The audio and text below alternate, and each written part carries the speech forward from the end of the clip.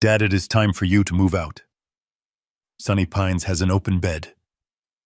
The words hit the air like a lead weight, completely shattering the quiet hum of the Sunday morning. I stopped wiping the counter.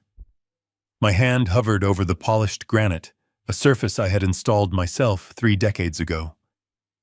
I looked across the kitchen island. There sat my 44-year-old son, Bradley, casually chewing on a piece of bacon. He did not even look up from his phone when he delivered the eviction notice.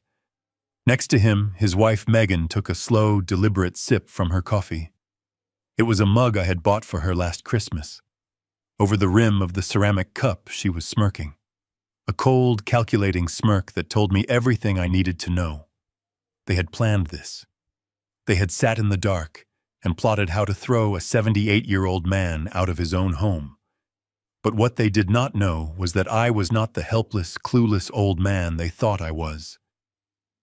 By Wednesday, they would not just lose me. They would lose the very roof over their heads. They would lose everything they thought they had stolen from me. But before I tell you how I systematically dismantled their perfect little lives, let me know where you are watching this video from in the comments below. Hit the like button and subscribe to the channel if you believe that respect is earned and betrayal should never go unpunished. Now let me take you back to that kitchen, to the exact moment my own flesh and blood decided I was just an expiration date. I stood there, the dish towel damp in my hands. The kitchen was flooded with the warm Texas morning light. This was not just a house. This was a monument to a lifetime of sweat calluses and broken fingernails. 40 years ago, when the Austin real estate market was nothing but dirt and empty fields, my late wife Sarah and I bought this plot of land. I was a general contractor. I poured the foundation myself. I framed the walls. I laid every single oak floorboard in this house so that my family would have a fortress. Sarah loved this kitchen. I built the custom cabinets exactly to her height. I sanded the wood until my hands bled, just to see her smile when she ran her fingers over the finish. Sarah and I used to sit on the floor of this very room eating takeout pizza from a cardboard box, imagining the sound of our children running down the halls. I built this house to be a sanctuary, a place of love, of warmth, of family. And now here was Bradley, a middle management paper pusher who could not even change a flat tire, sitting in the heart of my life's work, telling me it was time to leave. "I think it is for the best," Dad, Bradley added, finally setting his phone face down on the island. He adopted that fake, patronizing tone people use when talking to toddlers or the terminally ill. "You've been getting a little forgetful lately. Last week you left the porch light on all night. It is becoming a safety hazard. We just want you to be safe." Richard Megan chimed in, leaning forward. Her designer bracelets clinked against the granite.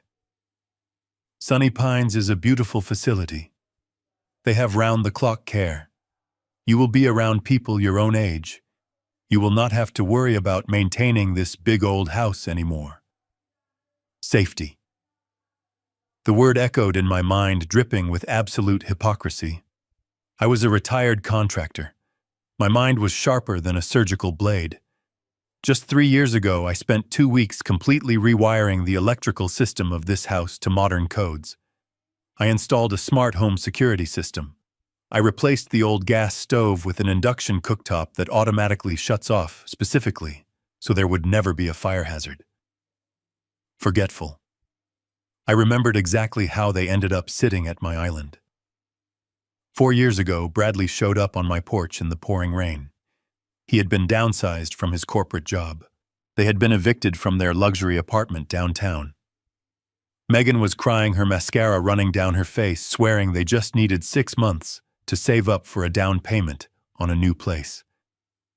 They were drowning in car payments and drowning in a lifestyle they could not afford to maintain. I opened my doors to them.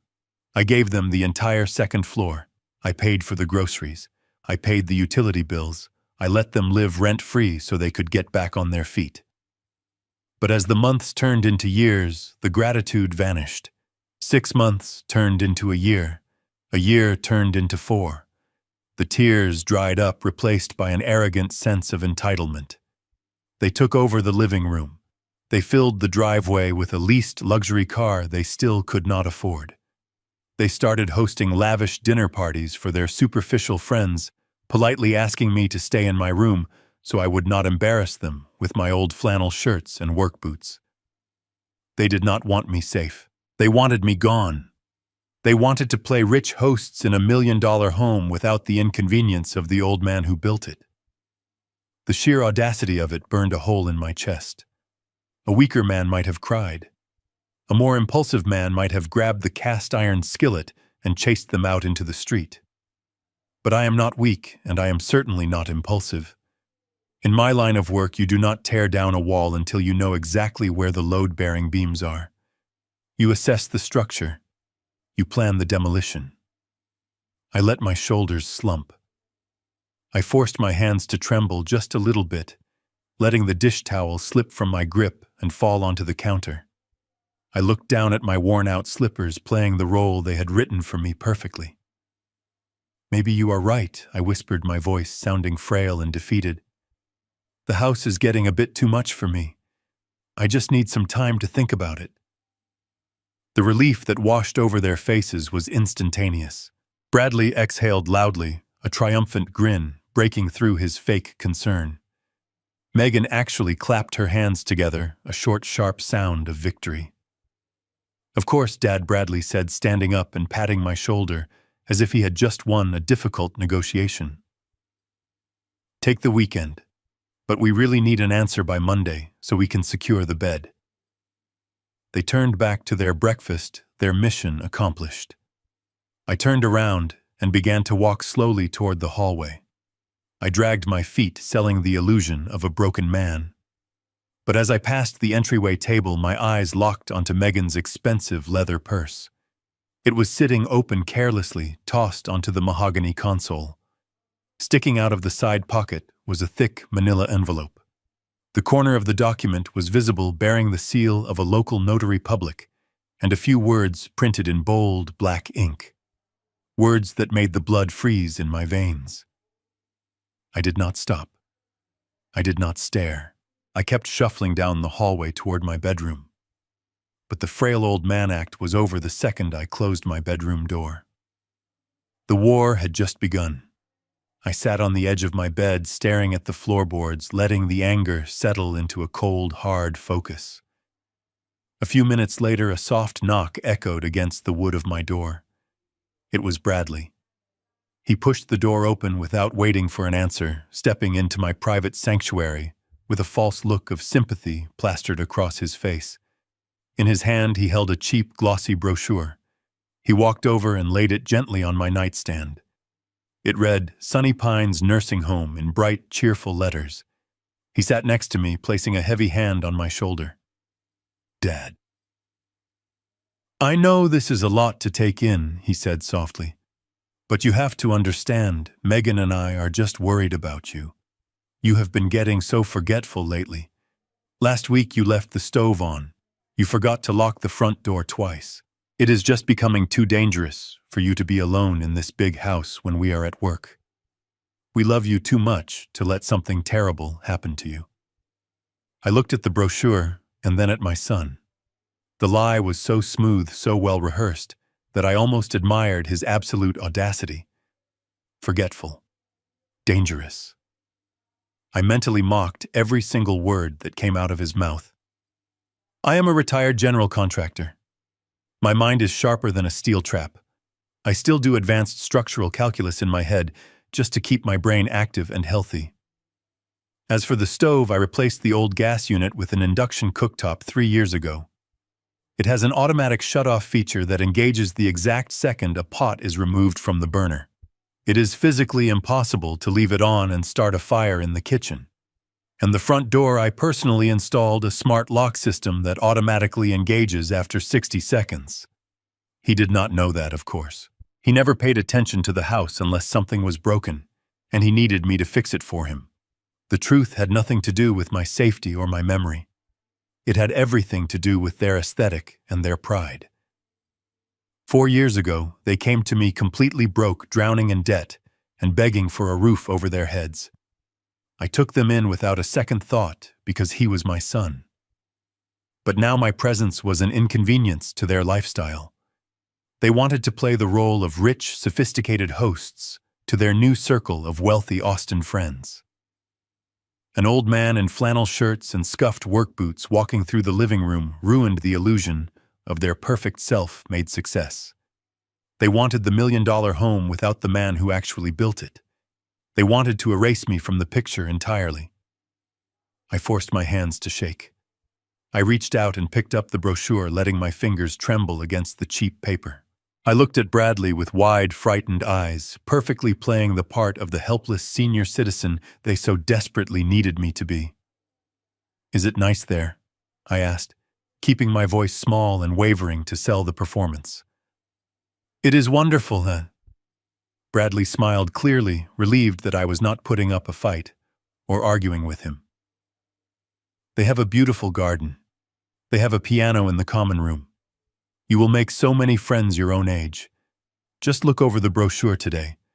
We can talk more about the transition tonight when we get home."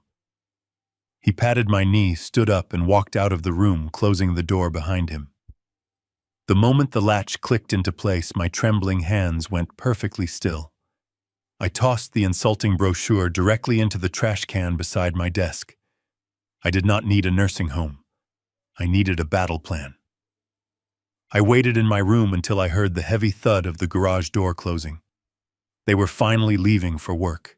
I walked over to the bedroom window and watched their leased luxury car back out of the driveway and disappear down the suburban street.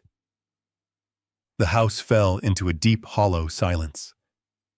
Now it was my turn to work. If they were planning to put me away and take over my home, I needed to make sure all my legal documents were secure and untouchable. I needed to find my property deed immediately. The original deed was locked safely in a deposit box at the downtown bank, but I kept a certified copy in my old study at the end of the hall. I needed to review the exact wording of the title to ensure there were no hidden loopholes Bradley could try to exploit with a shady lawyer. I stepped out of my bedroom and walked down the long sunlit hallway. The floorboards creaked under my weight, a familiar sound I had known for over 40 years. I reached the end of the hall and placed my hand on the brass doorknob of my study. It was a room where I had drafted hundreds of blueprints, where I had taught Bradley how to manage his first allowance, and where I kept the records of my entire life's work. It was my private space, a room Megan rarely ever entered because she claimed it smelled too much like old paper and cedar wood. I turned the knob, expecting the heavy oak door to swing open easily. It did not move. I frowned and tried again, putting my weight into my shoulder and pushing against the wood. The door was completely locked, but it was not just locked. As I leaned closer to inspect the hardware, I realized the old standard doorknob had been completely removed. In its place was a heavy-duty, high-security deadbolt. My own study, the room containing all of my most private, financial, and personal documents, had been sealed off from me. I stood there in the quiet hallway, staring at the shiny new brass lock, and a cold realization washed over me. I had come looking for a simple piece of paper, but I had just found something much more shocking. This was no longer just an eviction. This was a hostile takeover. They had invaded my personal sanctuary, a place filled with memories of Sarah and my hardest working years. The audacity to change a lock inside my own home, a home I built with my bare hands, ignited a fire inside me that had not burned this hot in decades. I traced my fingers over the cold metal of the new deadbolt. They thought they could simply lock me out of my own life. They thought I would just pack my bags, hand over the keys, and quietly fade away into a sterile nursing home room. They were gravely mistaken. I slowly pulled my hand away from the door and smiled. It was a dark, humorless smile. Bradley had forgotten one very important detail about the father he was trying to discard. A lock is only an obstacle if you do not know how to take it apart. And I knew exactly where I kept my heavy-duty tools.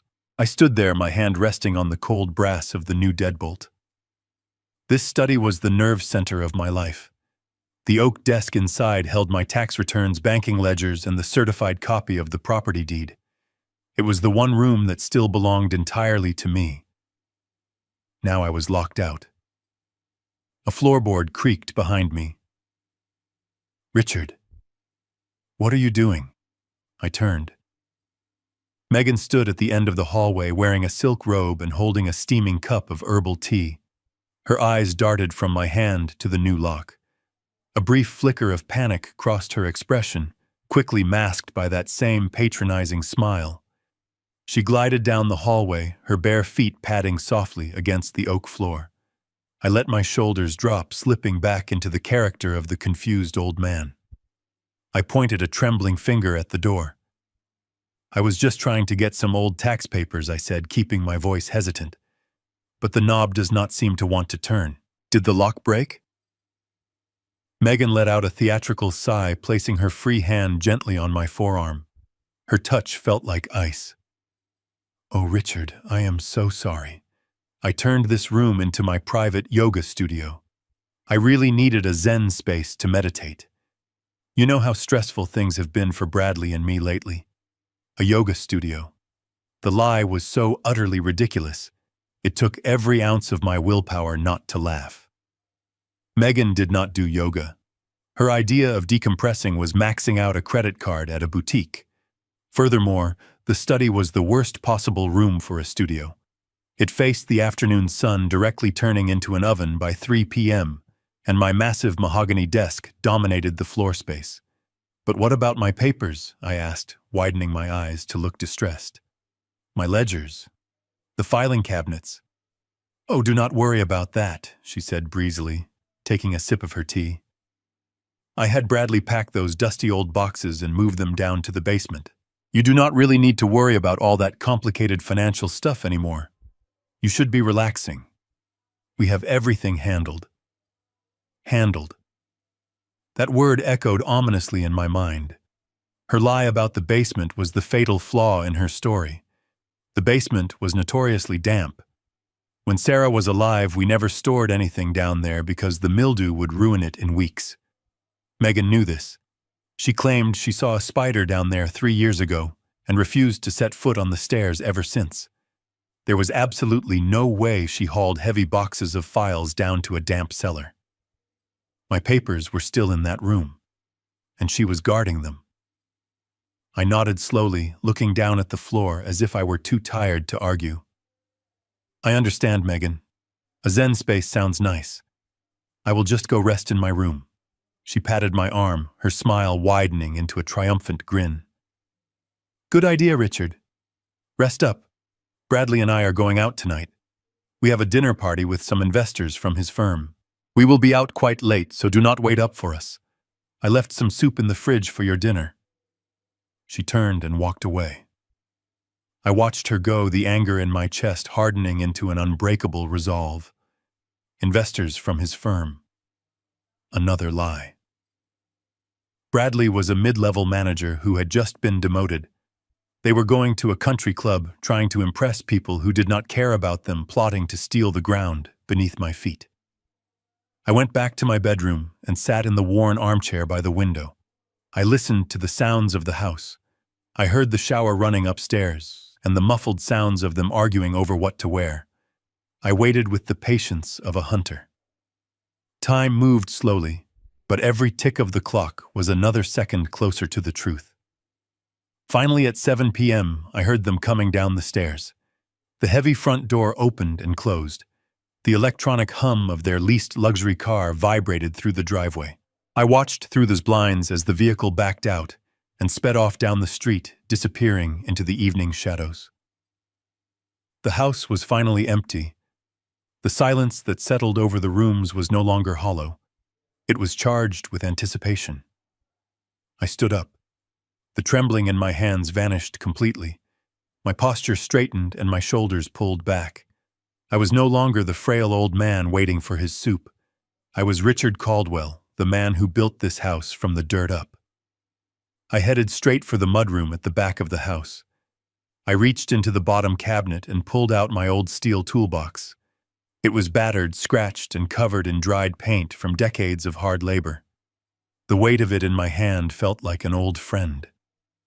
I carried the heavy steel box down the hallway, my boots thudding softly against the oak floorboards. I stopped in front of the study. The shiny new brass deadbolt gleamed in the dim hallway light, silently mocking me. Megan thought a cheap lock could keep me away from my own life. She thought a simple locked door was enough to hide their secrets. I set the heavy toolbox down. The metal clanked against the wood, a decisive sound that echoed through the empty house. I unlatched the lid, revealing rows of specialized lock-picking tools I had acquired over 40 years in the construction business. I reached inside and pulled out a heavy-duty tension wrench and a precision pick. I looked at the locked door. They wanted to play games with my life. Now it was my turn to see exactly what they were hiding behind this door. I selected a heavy-duty tension wrench and a standard hook pick from the velvet-lined tray inside my toolbox. My hands moved with a familiar practiced rhythm. 40 years of installing doors, fixing jammed mechanisms, and building houses from the ground up had left permanent knowledge in my bones. I slid the tension wrench into the bottom of the keyway, applying just a feather-light amount of rotational pressure. Then I inserted the pick, gently lifting each brass pin inside the cylinder. 1, 2, 3, 4, 5. I counted them off in my head, feeling the microscopic clicks vibrate through the metal tools and into my fingertips. Megan had probably thought a heavy-duty label on the plastic packaging meant it was impenetrable. But a cheap deadbolt from a discount hardware store is nothing more than an illusion of security against a man who knows how it was manufactured. Exactly 45 seconds after I knelt down, the final pin set into place. The cylinder turned with a heavy, satisfying thud. I withdrew my tools, stood up, and pushed the heavy oak door open. The hinges groaned softly, a sound I had not heard in months. I stepped across the threshold, my eyes adjusting to the dim light filtering through the closed wooden blinds. I reached out and flicked the wall switch. The brass desk lamp flickered to life, casting a warm yellow glow across the room. I stood frozen in the doorway for a long moment, simply taking in the sheer disrespect laid bare before me. There was no yoga mat on the floor. There were no meditation cushions, no incense burners, no signs of a peaceful Zen sanctuary whatsoever. Instead, my private study looked like the aftermath of a desperate burglary. The room was in complete chaos. My beautiful mahogany desk, a piece of furniture I had salvaged and restored by hand decades ago, was covered in a mountain of scattered documents, empty coffee mugs, and crumpled-up legal pads. But the sight that truly made my stomach turn was located in the far corner of the room. My twin steel filing cabinets had been dragged away from the wall. The heavy metal drawers were hanging open at crooked angles. Someone had taken a pry bar or a heavy flathead screwdriver to the built-in locks. The steel was gouged, bent, and violently forced open, exposing 40 years of my meticulously organized life.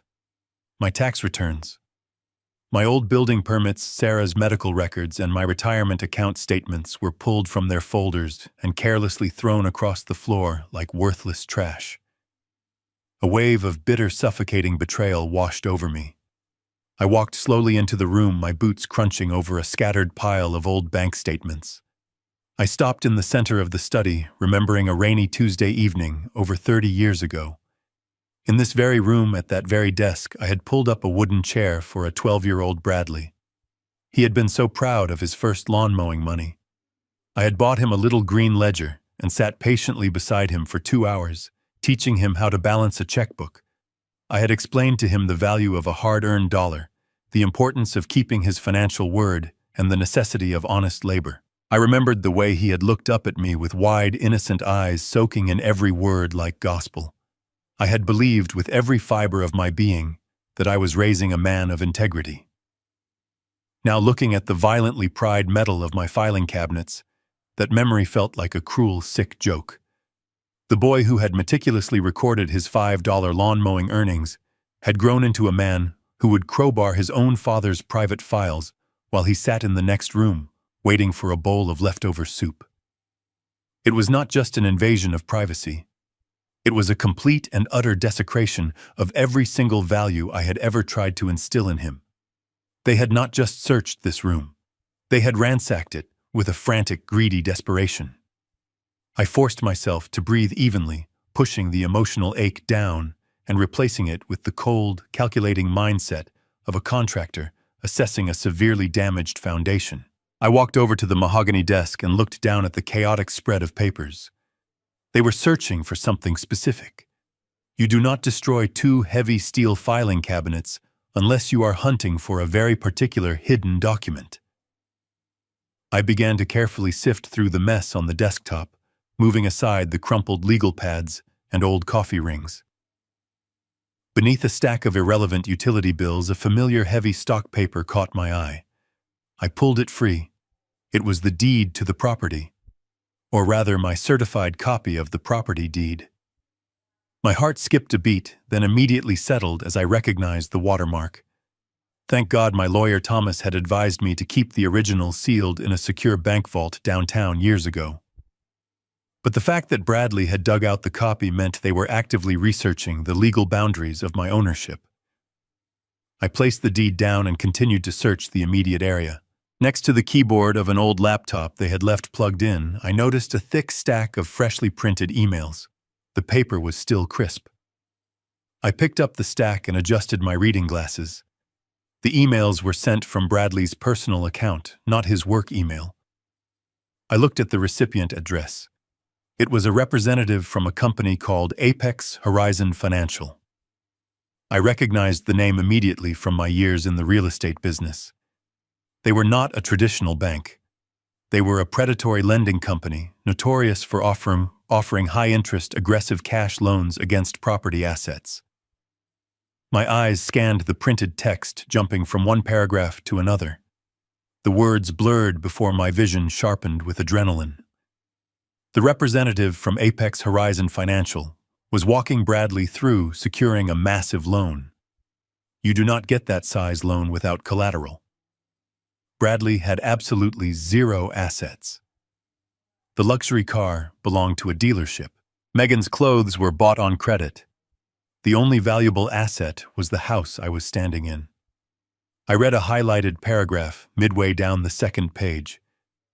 The officer wrote, they could not proceed with property leveraging unless Bradley was the primary title holder or possessed full legal authority over the current owner. My stomach clenched as their scheme took a terrifying shape. They were not just trying to put me in a home. They were trying to use my property as a giant ATM to fund their delusions. I dropped the emails onto the desk and opened the remaining drawers. I needed to see exactly how far my son was willing to go. I pulled open the bottom right drawer. It was full of heavy legal folders. I grabbed the top folder and flipped it open under the desk lamp. Inside was a single document. The bold heading at the top read, Durable Power of Attorney. My eyes scanned the dense legal jargon, picking out key phrases that felt like physical blows. It granted Bradley complete control over all of my financial assets, real estate holdings, banking accounts, and investment portfolios. But it did not stop there. The second section shifted into medical territory. It gave him the absolute right to make all healthcare decisions on my behalf, including the authority to place me in a long-term care facility against my will and the power to dictate my end-of-life care. This was not just a financial theft. This was the complete erasure of my autonomy. They were drafting the paperwork to strip me of my voice, my freedom, and my rights. I flipped to the last page, my breath catching in my throat. There on the bottom line was my signature, Richard Caldwell. I stared at the ink. The cursive loops were a sloppy imitation of my handwriting. Bradley clearly tried to copy my signature from an old card. He pressed too hard on the paper, making the ink pool at the end of the letters. Next to the forged signature was a bright blue notary stamp, complete with a signature from someone I had never met. It was a fake stamp easily ordered online by anyone with a card. The forgery was sloppy, the work of a desperate amateur. But I knew enough about the modern legal system to understand how dangerous this piece of paper truly was. If Bradley walked into a busy bank branch or a predatory lending office with this document, a careless clerk might just process the request. Once the wheels of a massive financial transaction started turning, it would take me years of expensive legal battles to prove the fraud and unravel the damage. I could not let this see the light of day. But I could not destroy it either. It was the proof of their betrayal. I reached into my pocket and pulled out my smartphone. My hands were steady now, stabilized by a cold, calculating rage. I opened the camera application and made sure the flash was off. I held the phone over the forged document, tapping the screen to focus on the fake signature and the fraudulent notary stamp. I took 3 high-resolution photos of the final page.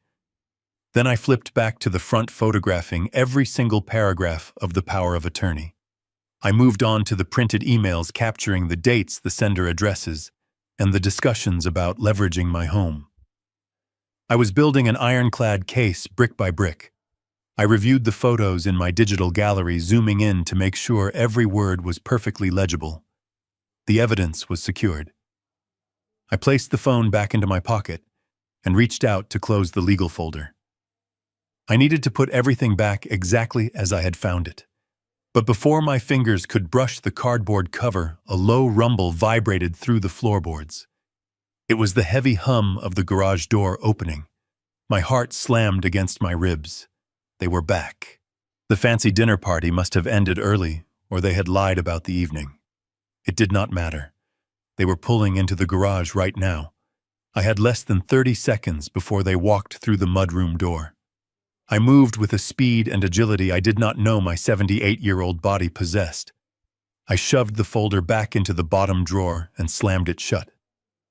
I roughly swept the scattered bank statements and emails back into the chaotic pile they had created on the desktop.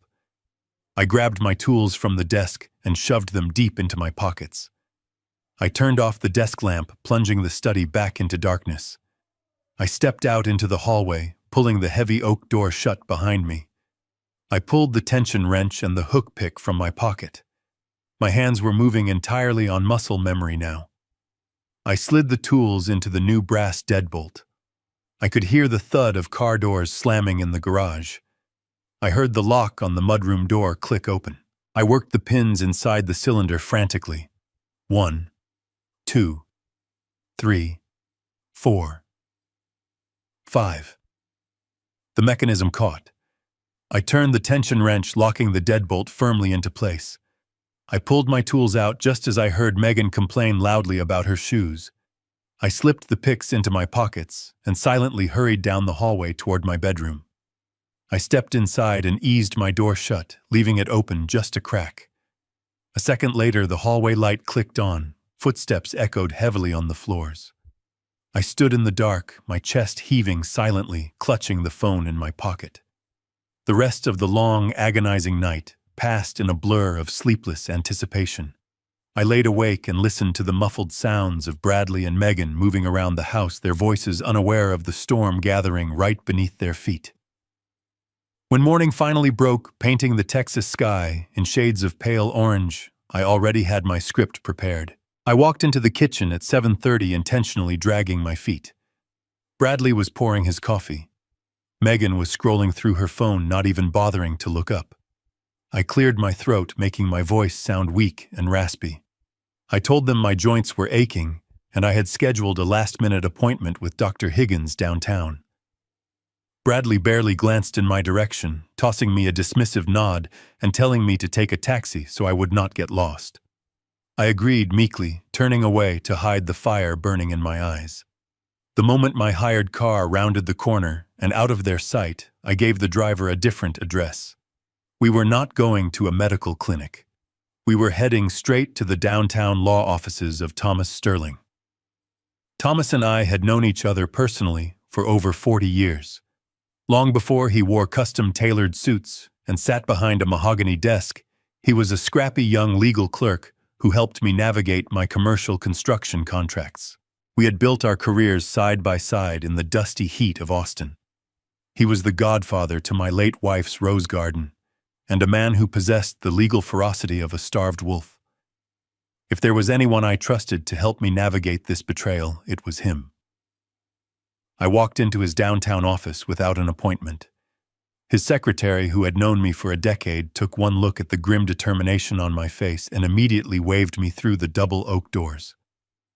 Thomas looked up from a stack of legal briefs. His stern, wrinkled face broke into a warm smile that faded the exact instant he saw my expression. I sat down in the leather chair opposite him. I did not waste time with pleasantries. I pulled out my phone, unlocked the screen, opened the photo gallery, and slid the device across the polished wood of his desk.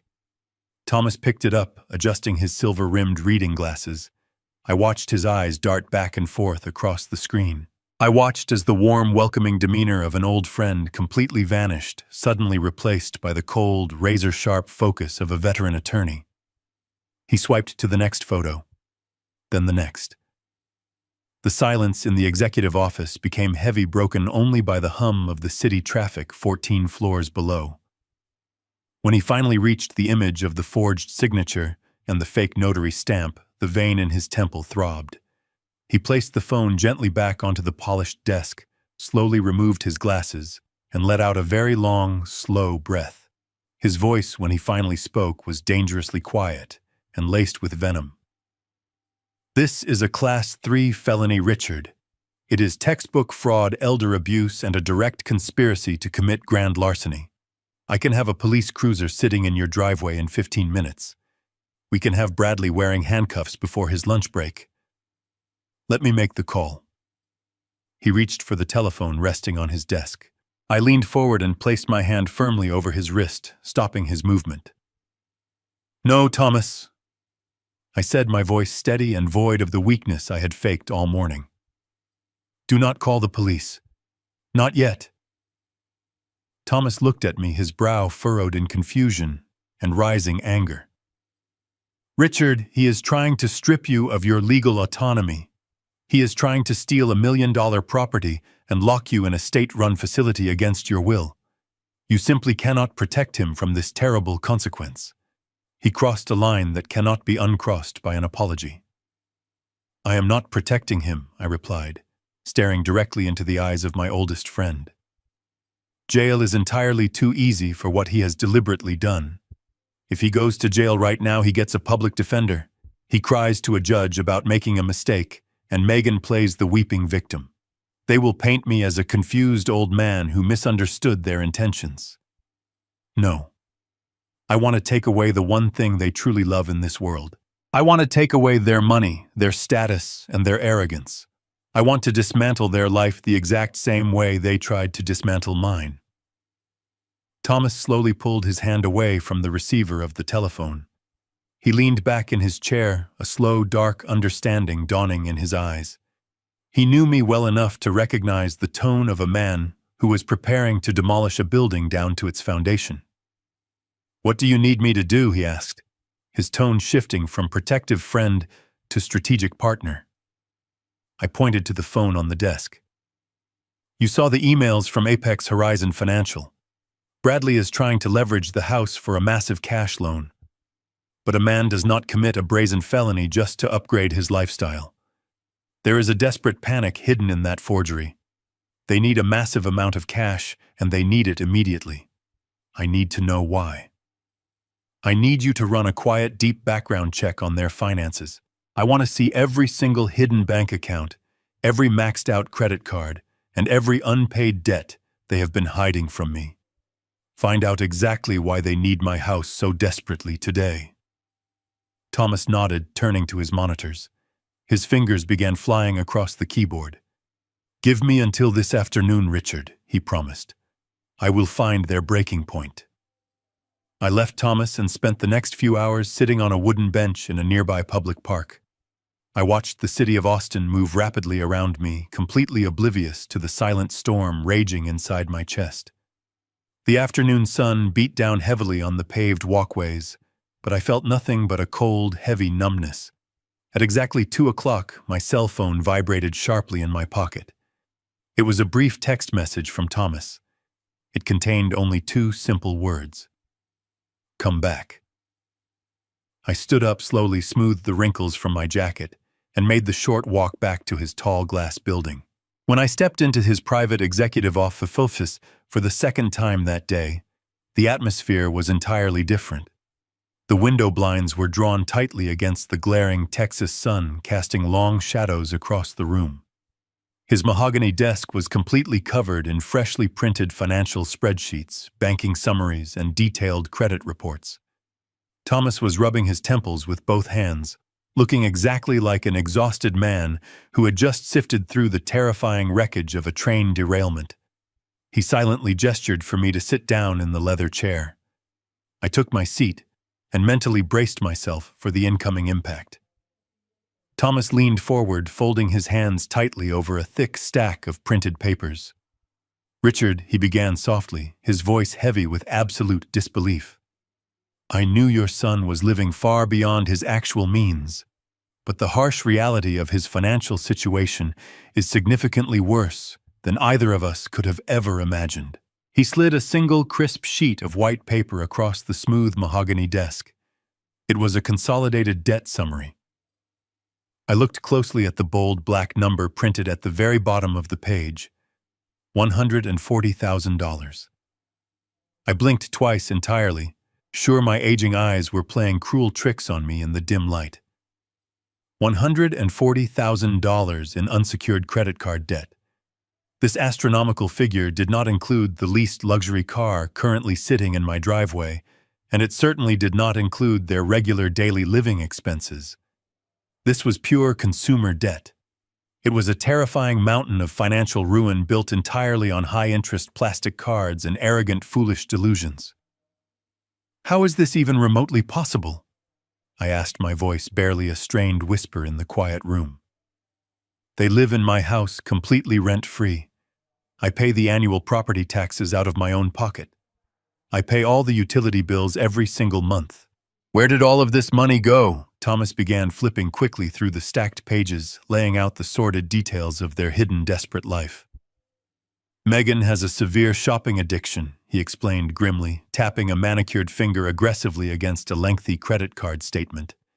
"She has been treating high-end luxury boutiques like ordinary grocery stores. She is dropping thousands of dollars every single month on designer clothes, imported luxury handbags, and incredibly expensive boutique salon treatments. She even opened 3 secret credit accounts in her maiden name just to keep the invisible money flowing. But her spending habit is only half of this terrible disaster." Thomas pulled another official document from the messy pile. It was a confidential employment verification record. Bradley was demoted at his corporate firm over 8 months ago. He permanently lost his senior management title, and along with it, he lost nearly 40% of his annual salary. Instead of adjusting their lavish lifestyle or simply telling you the honest truth, they stubbornly doubled down. They used high-interest credit cards to cover the massive financial gap, pretending everything was fine, while they drowned in an inescapable sea of compounding interest and late fees. I sat back deep into the leather chair, feeling a sickening mixture of utter disgust and profound sorrow. I thought about the sheer volume of sweat, blood, and immense personal sacrifice it took to build a truly stable life. When Sarah and I bought that empty dirt lot in Austin 40 long years ago, we did not have a single extra penny to spare. We lived on cheap canned beans and plain white rice for 2 solid years just to save money. I drove a battered pickup truck with a rusted-out floorboard because every single extra dollar went straight into buying structural lumber, heavy nails, and pouring concrete. I saved copper pennies in a glass jar on the kitchen counter, just so I could afford to take Sarah out for a nice dinner on our wedding anniversary. I physically bled into the dark soil of that property to ensure my family would never have to know the cold grip of poverty. Today, that very same plot of land is worth well over $1 million entirely because of decades of brutal, unglamorous, relentless discipline. And now my own flesh and blood son was actively trying to steal my entire life's work simply to pay for his wife's shallow vanity and his own pathetic, shameful cowardice. He simply could not face the harsh reality of his own professional failure, so he actively decided to sacrifice my peaceful future just to hide his own massive mistakes. They are completely broke, Thomas stated flatly. The credit card companies are preparing to file lawsuits. They are desperate animals backed into a dangerous corner. But this is where the story goes from a tragic financial failure to a calculated criminal conspiracy. Thomas grabbed a different folder and pulled out a complex application. Do you remember the printed emails you found from Apex Horizon Financial? He asked quietly. I nodded slowly. Thomas pointed his pen directly at the third paragraph. The forged power of attorney is not just about medical decisions. Look right here. I leaned in and read the tiny print. The breath caught painfully in my throat. The forged document was the exact key they needed to unlock a massive financial scheme. Thomas tapped the application form with the heavy gold barrel of his pen. They are applying for a reverse mortgage, Richard. He explained, his tone laced with a mixture of professional disgust and personal outrage. I stared at him, letting the words sink into my mind. A reverse mortgage. It is a financial product specifically designed for senior citizens, allowing them to convert part of the equity in their homes into cash. But Bradley is not trying to secure your comfort in your twilight years. He is using that forged power of attorney to bypass your consent entirely. The moment you are securely locked away in that cheap nursing home facility declared legally incompetent by the very paperwork he falsified, he plans to execute this massive loan against your property. He slid a detailed amortization schedule across the desk so I could see the terrifying mathematics for myself.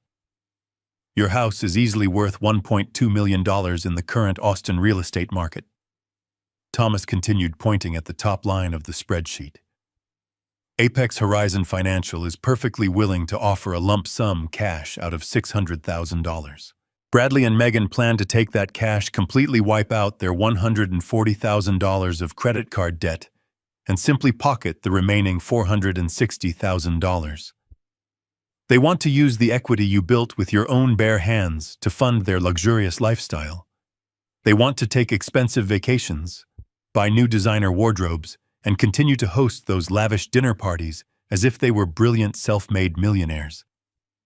I looked at the paperwork, a cold sickness settling in the pit of my stomach as the final piece of their treacherous puzzle snapped firmly into place. And what happens to the house? I asked, though I already knew the devastating answer.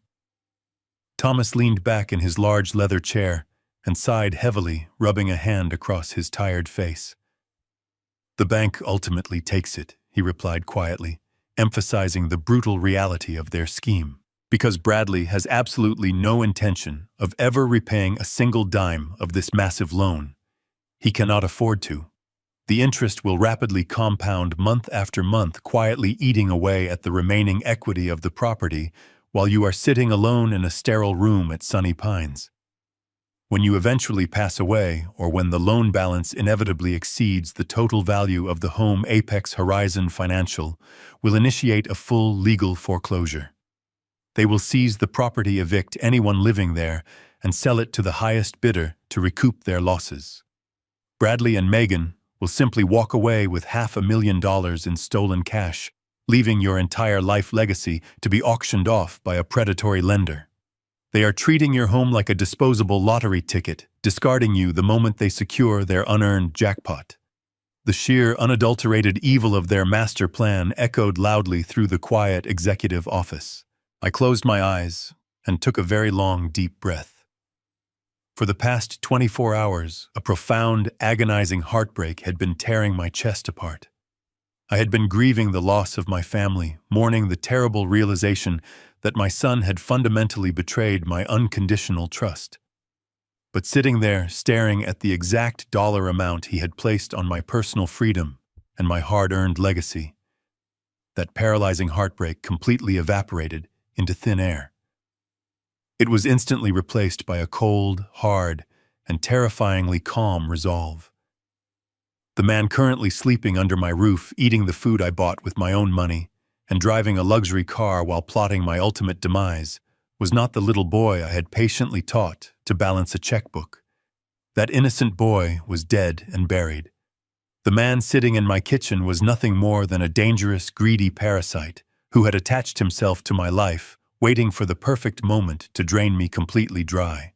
He was a coward who refused to face the consequences of his own professional failures, choosing instead to sacrifice his father on the altar of his own massive vanity.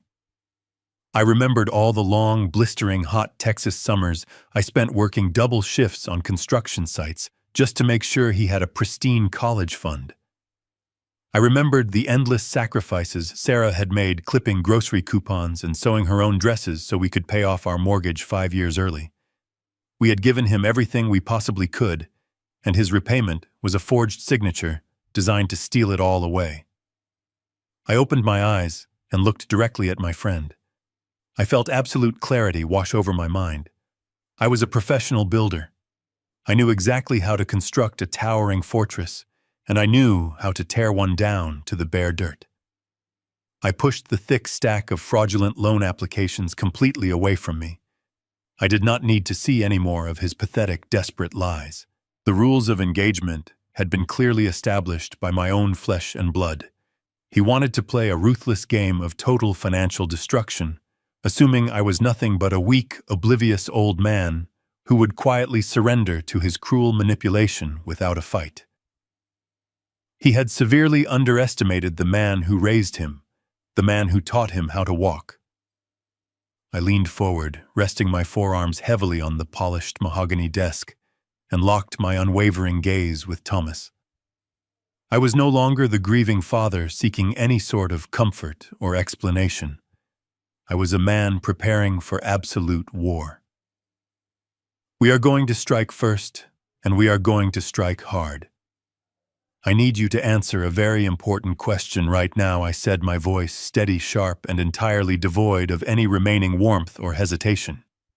How fast can we legally sell this property to a cash buyer before Wednesday?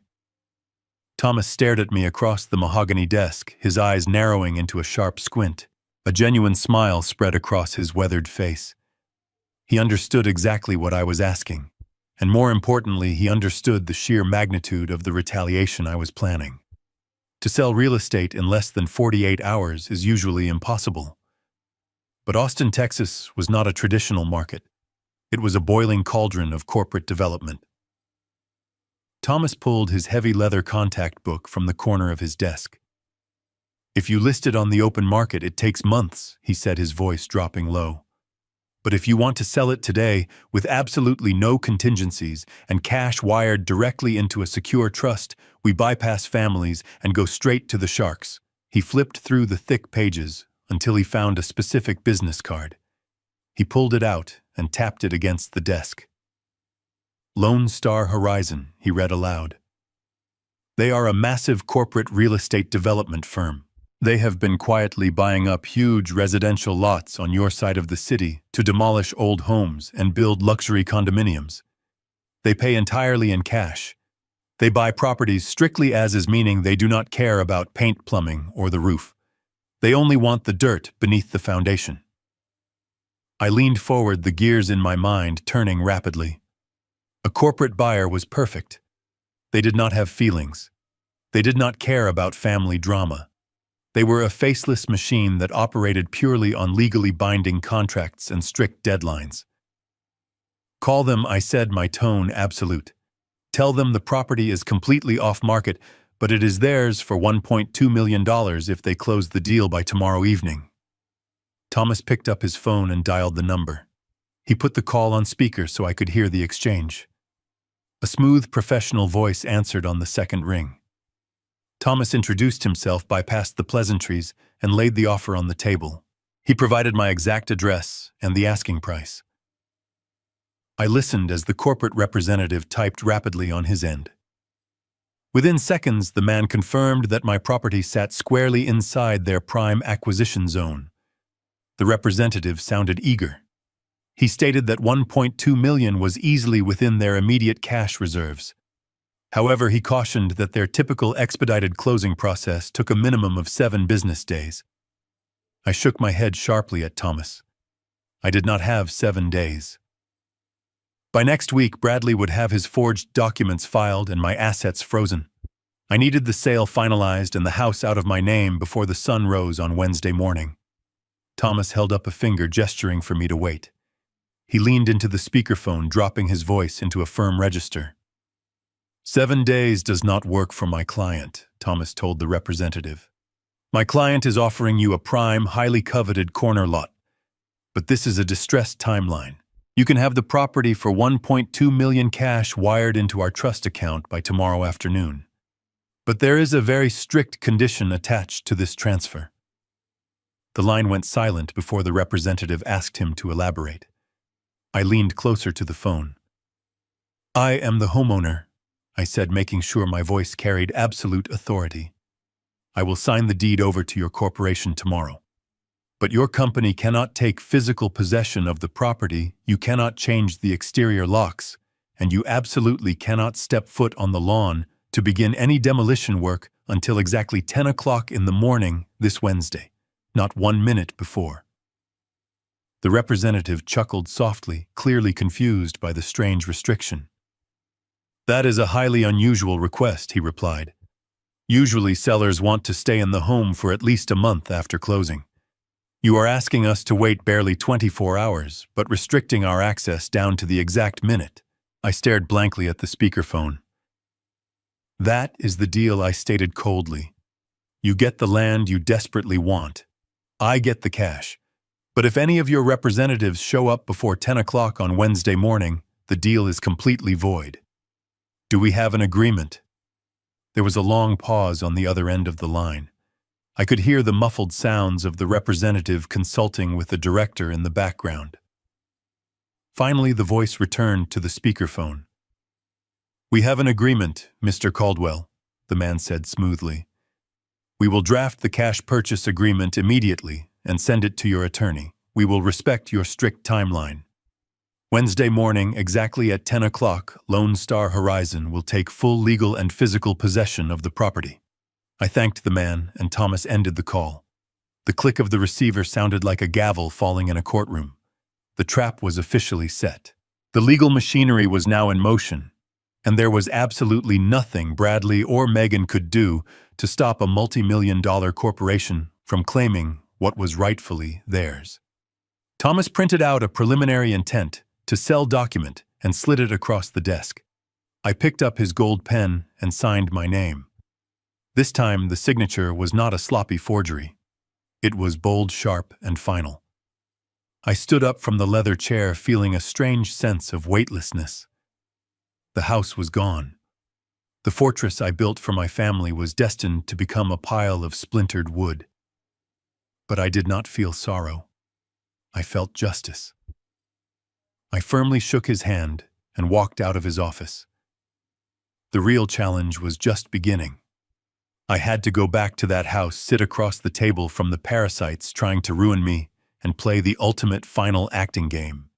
I had to be the frail, forgetful old man for just a little while longer. Tuesday morning arrived with a suffocating heaviness. I sat at the kitchen island, slowly stirring plain oatmeal, while Bradley and Megan rushed around in their usual frenzy. Bradley was busy tightening his silk tie, complaining about traffic. Megan was practically vibrating with excitement, talking rapidly on her phone about a patio remodeling project she planned for the weekend. She was oblivious to the fact that by Saturday, this patio would be a pile of shattered concrete and twisted rebar. I kept my head down, forcing my hands to tremble slightly as I lifted my spoon. I played the defeated father perfectly. I agreed with their timeline, nodded at their instructions, and promised to start packing my suitcases that afternoon. By 8:30, they were out the door, leaving me alone in the quiet house. My timeline was tight. Lone Star Horizon was willing to wire the cash, but corporate policy dictated a mandatory visual inspection of the interior structure before final funding. It was a mere formality for a demolition company, just a quick walkthrough to confirm the property matched the county records. The inspector was scheduled to arrive at 1 o'clock, right in the middle of their workday. At 5 minutes to 1, a white commercial pickup truck pulled into the driveway. A tall man in a high-visibility vest and hard hat stepped out carrying an electronic tablet. I met him at the door before he could ring the bell. He introduced himself as Marcus, the lead site assessor for Lone Star Horizon. He was strictly business, entirely uninterested in the beautiful oak floors or the custom cabinets I built for Sarah. He walked through the living room with heavy steps tapping rapidly on his screen. As we moved into the formal dining area, Marcus paused and let out a low whistle. He stared directly at the imported Italian marble dining table and the matching velvet chairs Megan had recently purchased on credit. "That is some incredibly expensive staging furniture, Mr. Caldwell," Marcus noted, glancing around the room at the high-end electronics and designer rugs covering the floor. "I assume you have a moving company coming to clear all of this out before we take possession tomorrow morning." "Our demolition crews run on a very tight schedule.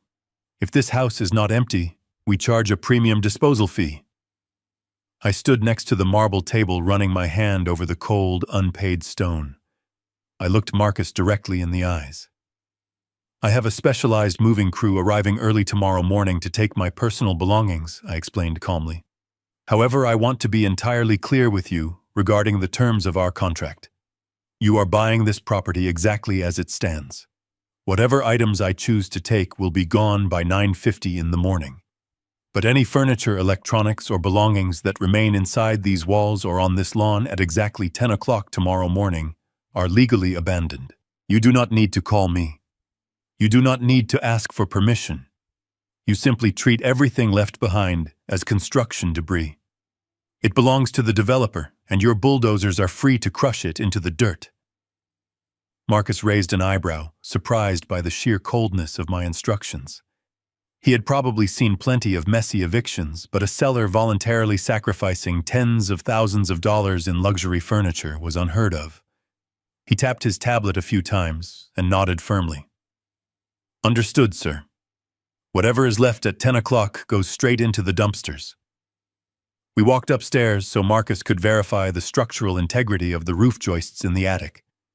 The inspection was going perfectly according to plan. I was just about to lead him back down the stairs to sign the final authorization paperwork when a sudden, terrifying sound echoed through the house. It was the loud rumble of the garage door opening. My blood turned to absolute ice. It was only 1:30 in the afternoon. Bradley and Megan never came home this early. But as I listened to the heavy thud of a car door slamming shut, I recognized the unmistakable clicking of Megan's expensive high heels on the concrete floor. She had come home for a surprise lunch break. I had less than 10 seconds before she walked through the mudroom and saw a demolition inspector standing in her hallway in a bright orange safety vest. Panic flared. I grabbed Marcus by the thick fabric of his safety vest and pulled him silently toward the back staircase that led directly down to the rear patio doors. I pressed a finger to my lips, signaling for absolute silence. Marcus looked confused, but the sheer urgency in my grip made him comply without a single word. We rushed down the wooden steps, our boots making practically no sound. I could hear the mudroom door unlocking. I shoved Marcus out the back door, stepping out onto the patio right behind him. I whispered for him to walk around the side of the house and drive away immediately. I promised I would electronically sign the final forms. Marcus gave me a quick nod and jogged toward the side gate, disappearing behind the tall fence. I pulled the heavy patio door shut behind me, my heart hammering violently. I grabbed a stray garden hose from the patio and walked back inside through the kitchen door just as Megan strolled into the room. She stopped dead in her tracks, her eyes narrowing as she looked at my boots and the hose in my hand. "What are you doing, Richard?" she demanded. I forced my breathing to slow down, adopting an expression of mild confusion. "I just had the plumber over," I lied smoothly. "The sink in the bathroom was leaking again, and I wanted to make sure it was fixed before I leave tomorrow." Megan rolled her eyes in profound annoyance, completely buying the pathetic story. The master plan had survived. The master plan had survived. The rest of Tuesday afternoon crawled by with an agonizing slowness. I retreated to my bedroom, keeping the door shut to avoid any interactions with my daughter-in-law. I spent the hours organizing the few personal items I actually cared to keep. I carefully wrapped Sarah's framed photographs in soft cotton shirts and placed them gently into my battered leather suitcase. I packed my old pocket watch, my favorite flannel shirts, and a small wooden jewelry box containing the wedding ring I had given my wife over 50 years ago. That was my entire life condensed into 2 bags. The rest of the house, the physical structure, the expensive appliances, the imported rugs meant absolutely nothing to me anymore. They were just materials to me now, entirely devoid of any real meaning. As the sun dipped below the Texas horizon, painting the sky in deep shades of purple and charcoal, the heavy front door opened and closed.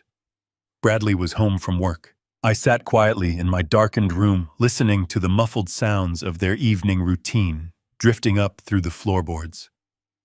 I could hear the clinking of wine glasses and the low murmur of Bradley complaining about his boss. But it was Megan's voice that carried the most clarity. She was on a speakerphone call in the living room talking to one of her superficial friends. Her high-pitched laughter echoed through the hallway, sharp and incredibly grating. I walked silently over to my door, pressing my ear against the cool wood to listen. I could hear every single word she was saying perfectly. "I am telling you, it is going to be absolutely fabulous," Megan practically squealed into the phone. "The old man is moving out tomorrow morning. He is going to some assisted living place across town. Once he is gone, we are going to completely gut the downstairs. I am throwing a massive house remodeling party next weekend to celebrate. We are going to knock down the wall between the kitchen and the dining room to create a totally open concept space. We are bringing in caterers, and I already ordered a dozen bottles of imported champagne. It is going to be a fresh start for us. A real step up in our social circle." I stood in the dark, a silent smile spreading across my face. I shook my head in pure disbelief at her arrogant delusion. She was planning a remodeling party. She was inviting her wealthy friends over to drink champagne and smash a single wall with a sledgehammer for fun. She had no idea that a professional demolition crew of 15 men would be arriving in less than 18 hours to bring the entire structure down to the dirt. She thought she was going to repaint the kitchen cabinets. Lone Star Horizon was going to crush them into splintered kindling with a bulldozer. The sheer poetic irony of her foolish conversation was almost too delicious to bear. I pulled away from the heavy wooden door and walked back over to my small writing desk in the corner. I reached into my bag and pulled out my secure digital tablet. Thomas had provided it to me earlier that morning to ensure our communications remained completely encrypted on the home network. I pressed the power button, and the screen illuminated my face with a pale blue glow. I opened the secure email portal. Right at the top of the inbox was a message from Thomas Sterling, marked with high importance. The subject line read, "Final closing documents for immediate execution." I took a deep, steadying breath and tapped the screen to open the legal file. The document was 40 pages long, filled with corporate terminology, liability, waivers, and the absolute transfer of property rights. I read through the summary page, verifying every detail we had negotiated. The purchase price was listed clearly. $1,200,000 payable entirely in a cash wire transfer. I scrolled down to the funding section. Thomas had executed his part of the strategy flawlessly. The destination for the corporate funds was not my local checking account, which Bradley could potentially attempt to freeze or dispute using his forged legal papers. Instead, Thomas had established a private offshore trust account in my name. The money would cross international borders the moment the contract was signed, instantly vanishing into a secure financial fortress, untouchable by my son, his predatory lenders, or any local court system. Bradley wanted to steal my equity to pay off his massive credit card debts. Now he would not be able to find a single penny, even if he hired a team of private investigators. I reached the final page of the document. A glowing yellow box indicated where my digital signature was required to execute the binding contract. I paused for just a fraction of a second. I looked around the room, taking in the crown molding I had installed, the sturdy window frames I had built, and the solid floor beneath my feet. This house had held my greatest joys and my deepest sorrows. It was the physical manifestation of my adult life. But the people downstairs had poisoned the well. They had turned my sanctuary into a prison of deceit. I placed my finger on the smooth glass of the tablet and carefully traced my signature. I hit the submit button. A green checkmark appeared on the screen, accompanied by a small chime. The tablet displayed a confirmation message stating the wire transfer had been initiated and successfully completed. The money was secured. I turned off the tablet and set it down. I looked out the window into the dark Texas night. The sale was finalized. The legal title had been transferred. I was sitting inside a building that no longer belonged to me. The property was now the legal asset of a ruthless corporate demolition company, and the countdown to destruction had officially begun. The morning sun broke through the curtains, casting a pale gray light over my bedroom. It was Wednesday, the day of the reckoning. I stood up from my bed, my joints popping in the quiet room, and walked over to the closet. Today required a very specific costume. I bypassed the clean-pressed button-down shirts and reached for a faded moth-eaten flannel and a pair of trousers that were slightly too large for my frame. I wanted to look exactly like the defeated, fading old man they so desperately needed me to be. I shuffled over to the corner of the room where my 2 battered leather suitcases sat. I had packed them the night before, filled only with the few precious memories I was taking with me. The heavy silence of the house was broken by the sound of upbeat music pulsing from the kitchen downstairs. They were actually playing celebratory music. I gripped the handles of my suitcases. I forced my posture to stoop, rounding my shoulders and letting my chin drop toward my chest. I practiced a long, rattling sigh before opening my bedroom door. I dragged the suitcases down the hallway, making sure the hard leather bumped loudly against the wooden stairs. Each step I took was a calculated performance. When I finally reached the bottom of the staircase, I dragged my bags into the brightly lit kitchen. Bradley and Megan were standing by the island drinking their expensive espresso. They were practically glowing with a sickening, vibrant excitement. Megan was wearing a brand new designer dress, no doubt purchased on another maxed-out credit card, and Bradley had a smug, relaxed posture I had not seen since he moved in 4 years ago. They looked like 2 people who had just won the lottery, completely oblivious to the fact that the winning ticket they were holding was entirely counterfeit. Megan spotted me first. She immediately put down her coffee cup and rushed over to me. Her face contorted into a mask of exaggerated, sickly sweet sympathy. She wrapped her arms around my shoulders in a hypocritical hug.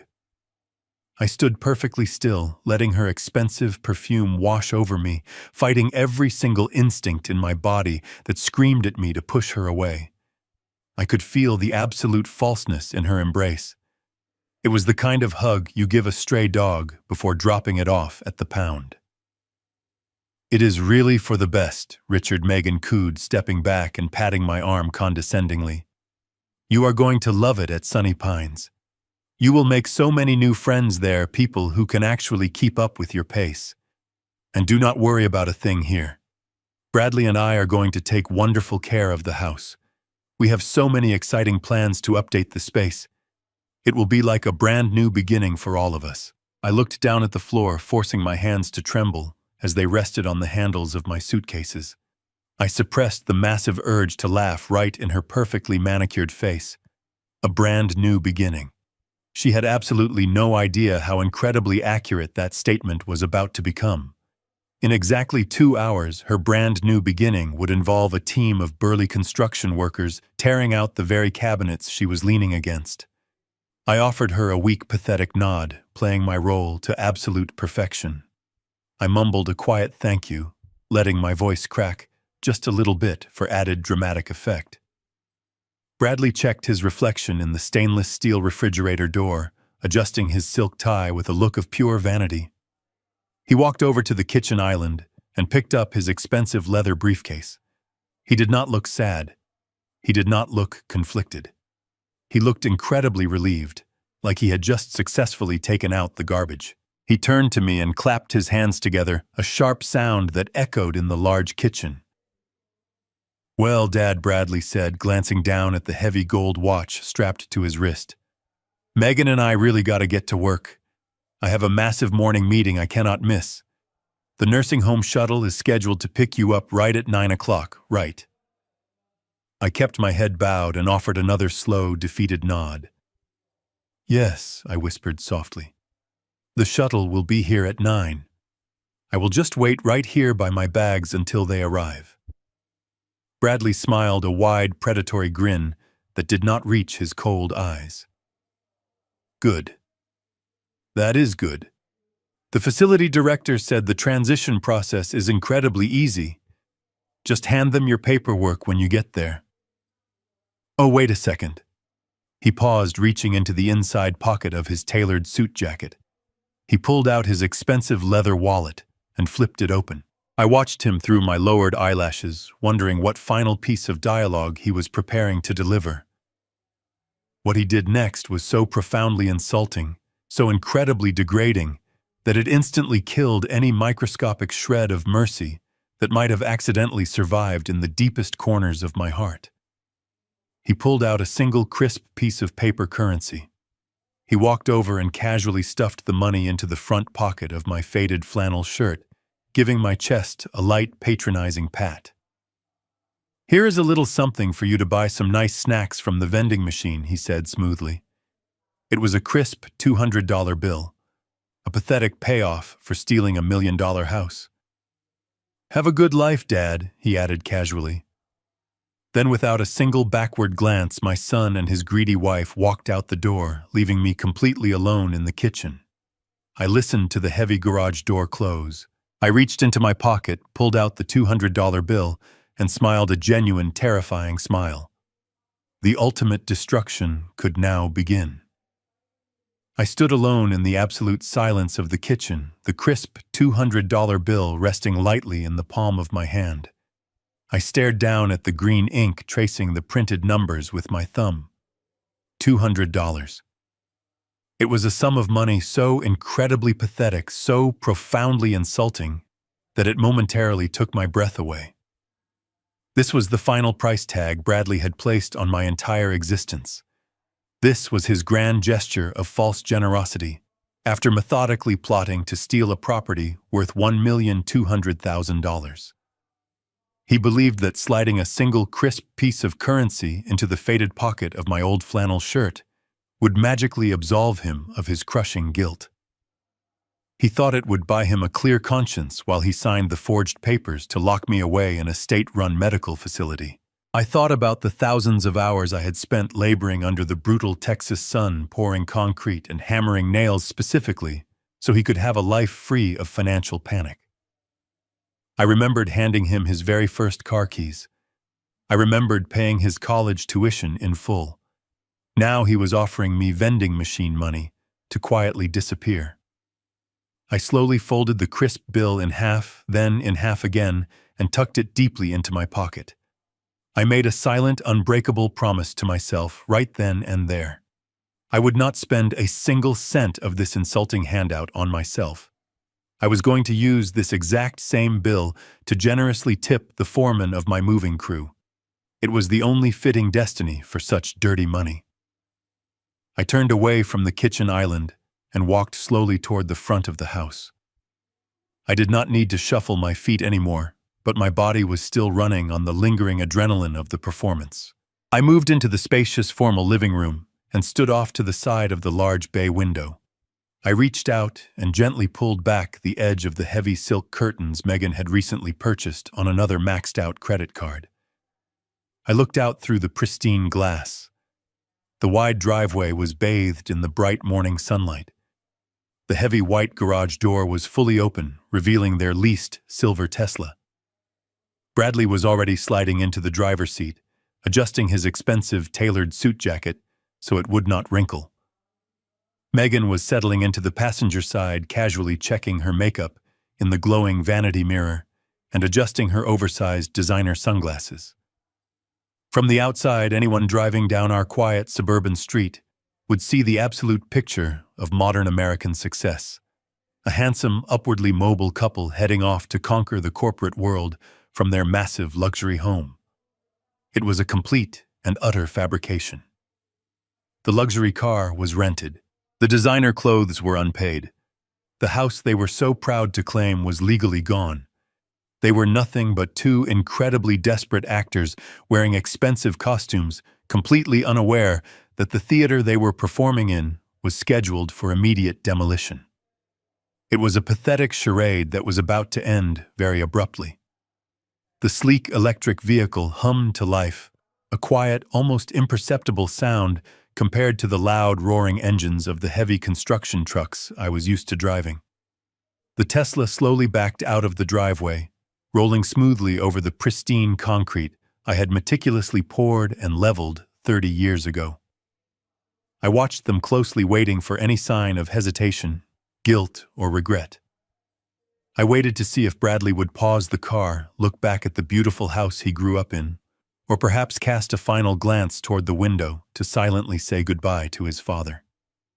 He did none of those things. He did not tap the brakes.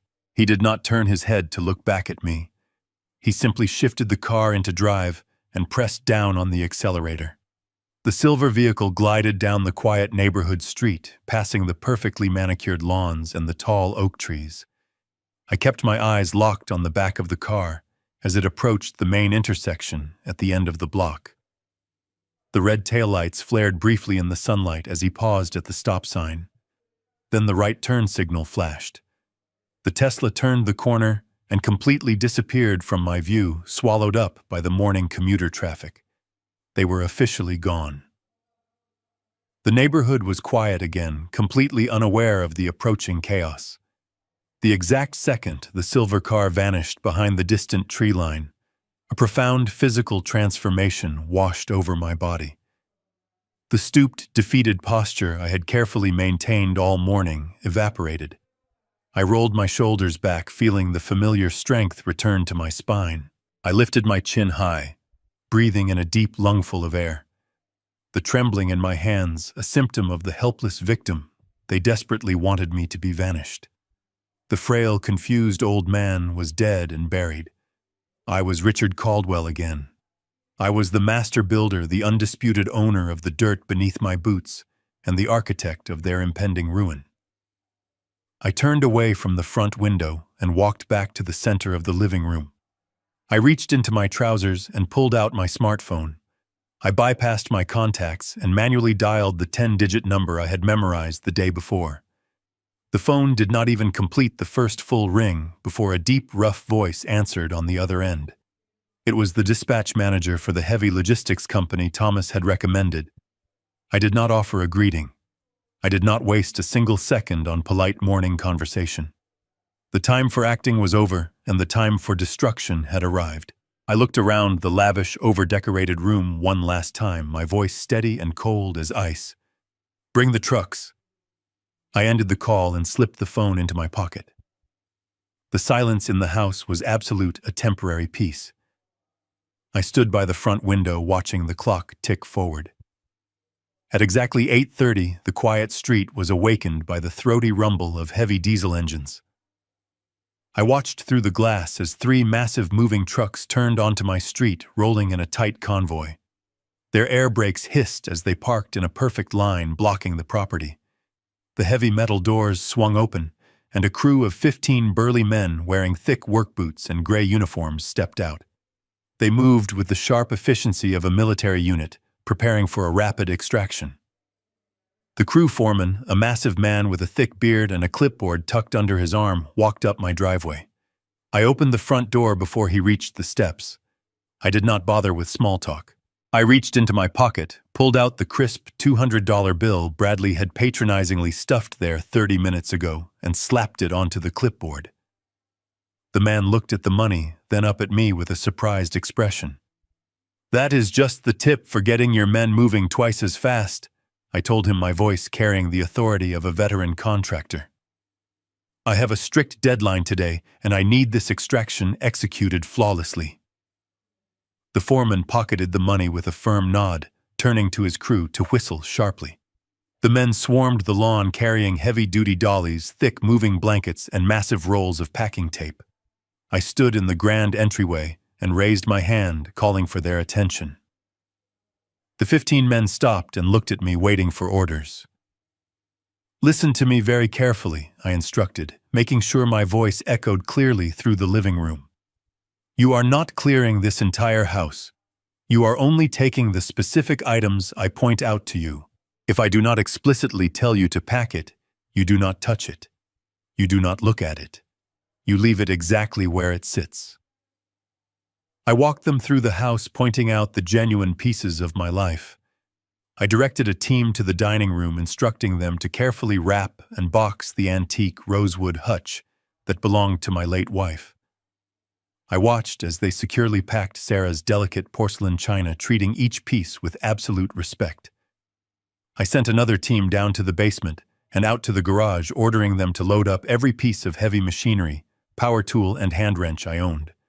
Those tools had built this house, and they were leaving with me. I had them pack my heavy oak desk from the study, ignoring the chaotic pile of papers Bradley had scattered across the floor. The men worked with breathtaking speed.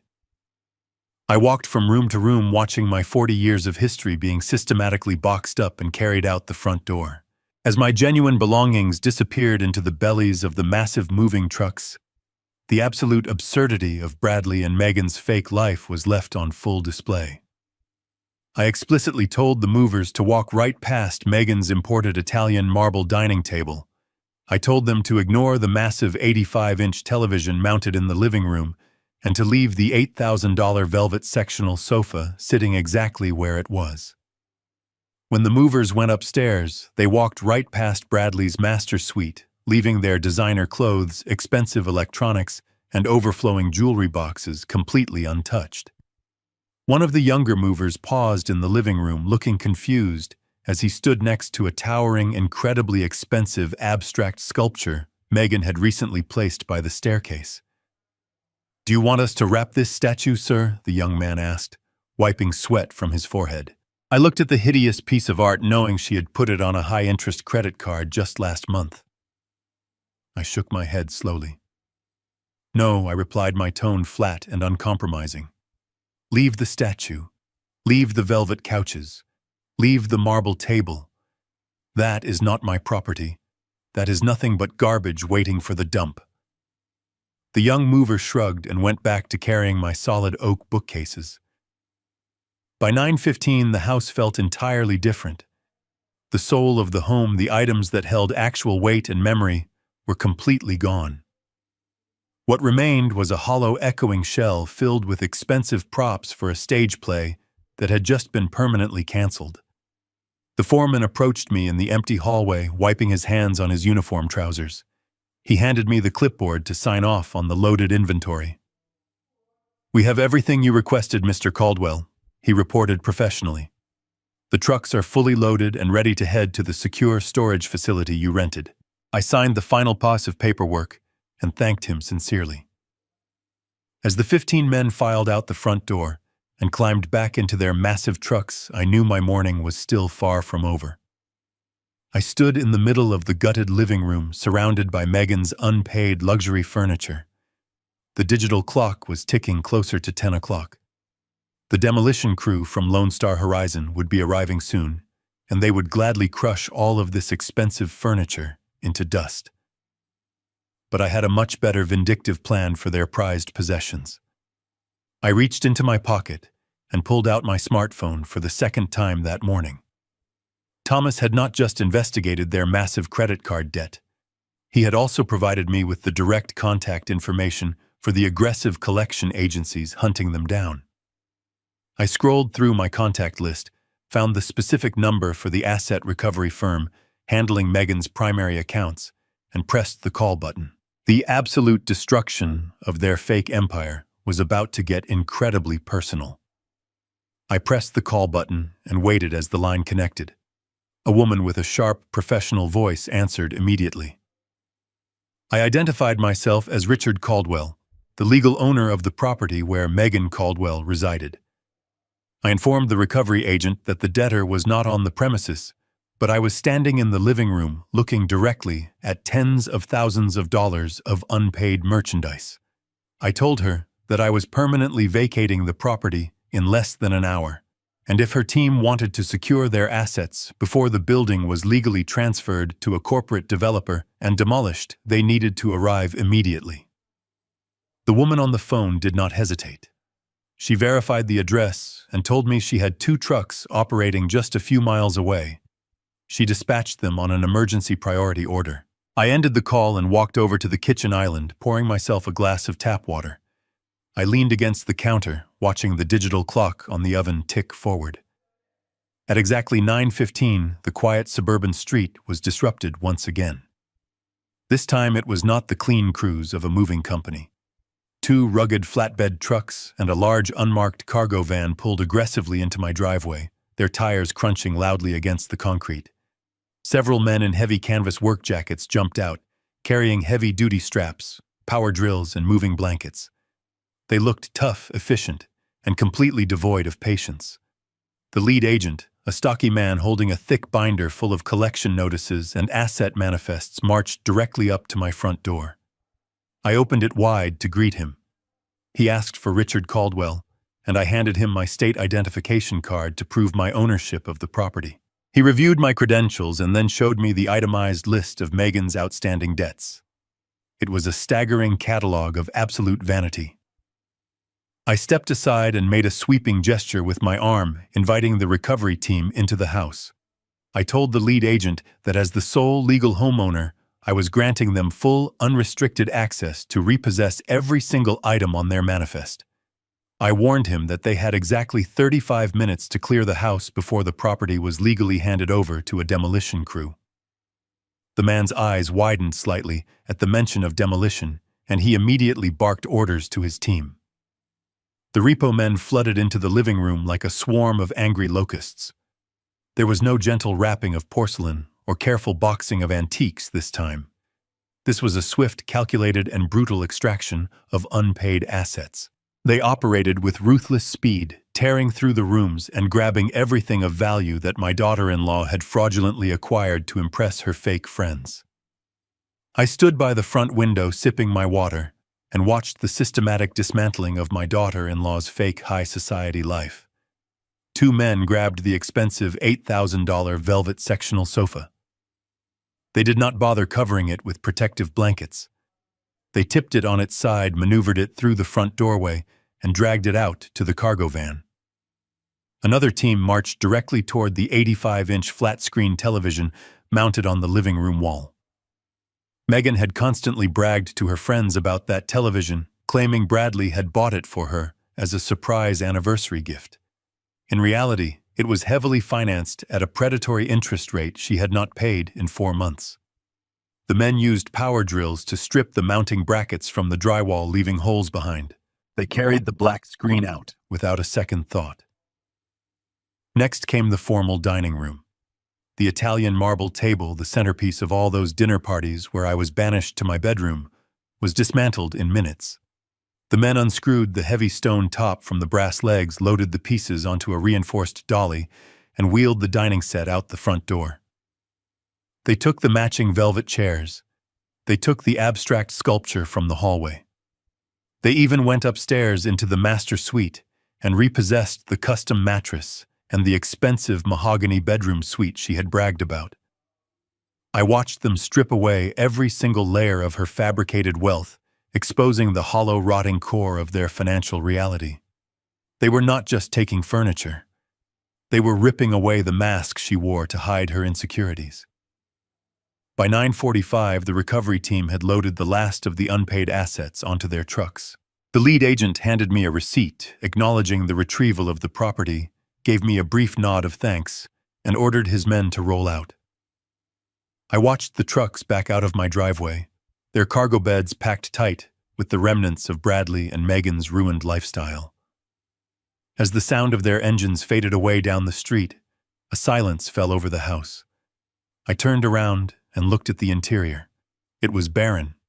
The walls were bare, the floors were empty, and the space felt massive. Without the expensive rugs, the velvet couches, and the designer decorations, it was just an empty box made of wood and drywall. I slowly walked through the gutted living room. My work boots thudded against the oak floorboards. The sound echoed off the bare walls, a rhythmic testament to my victory. I had dismantled their world. I walked into the kitchen, placing my glass on the granite counter. The house was dead.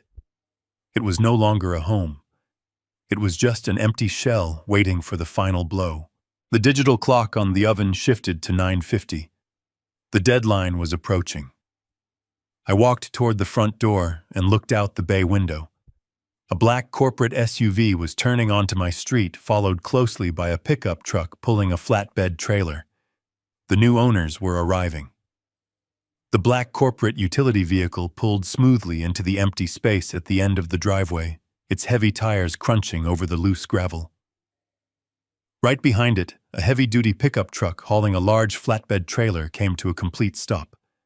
I looked down at my wristwatch. The digital display flipped to exactly 10 o'clock in the morning. The deadline had arrived with perfect punctuality. I opened the front door and stepped out onto the porch, feeling the warm Texas sun hit my face.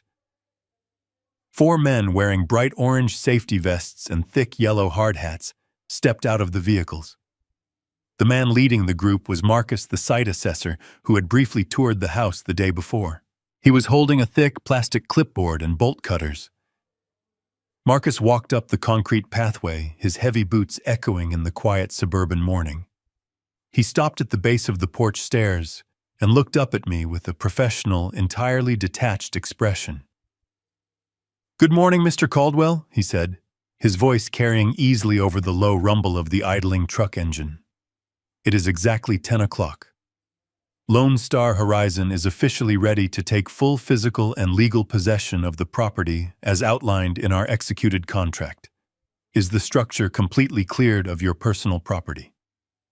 I reached into the pocket of my faded flannel shirt and pulled out the heavy brass key ring. It held the keys to the front door, the deadbolt on my study, the back patio, and the heavy garage door.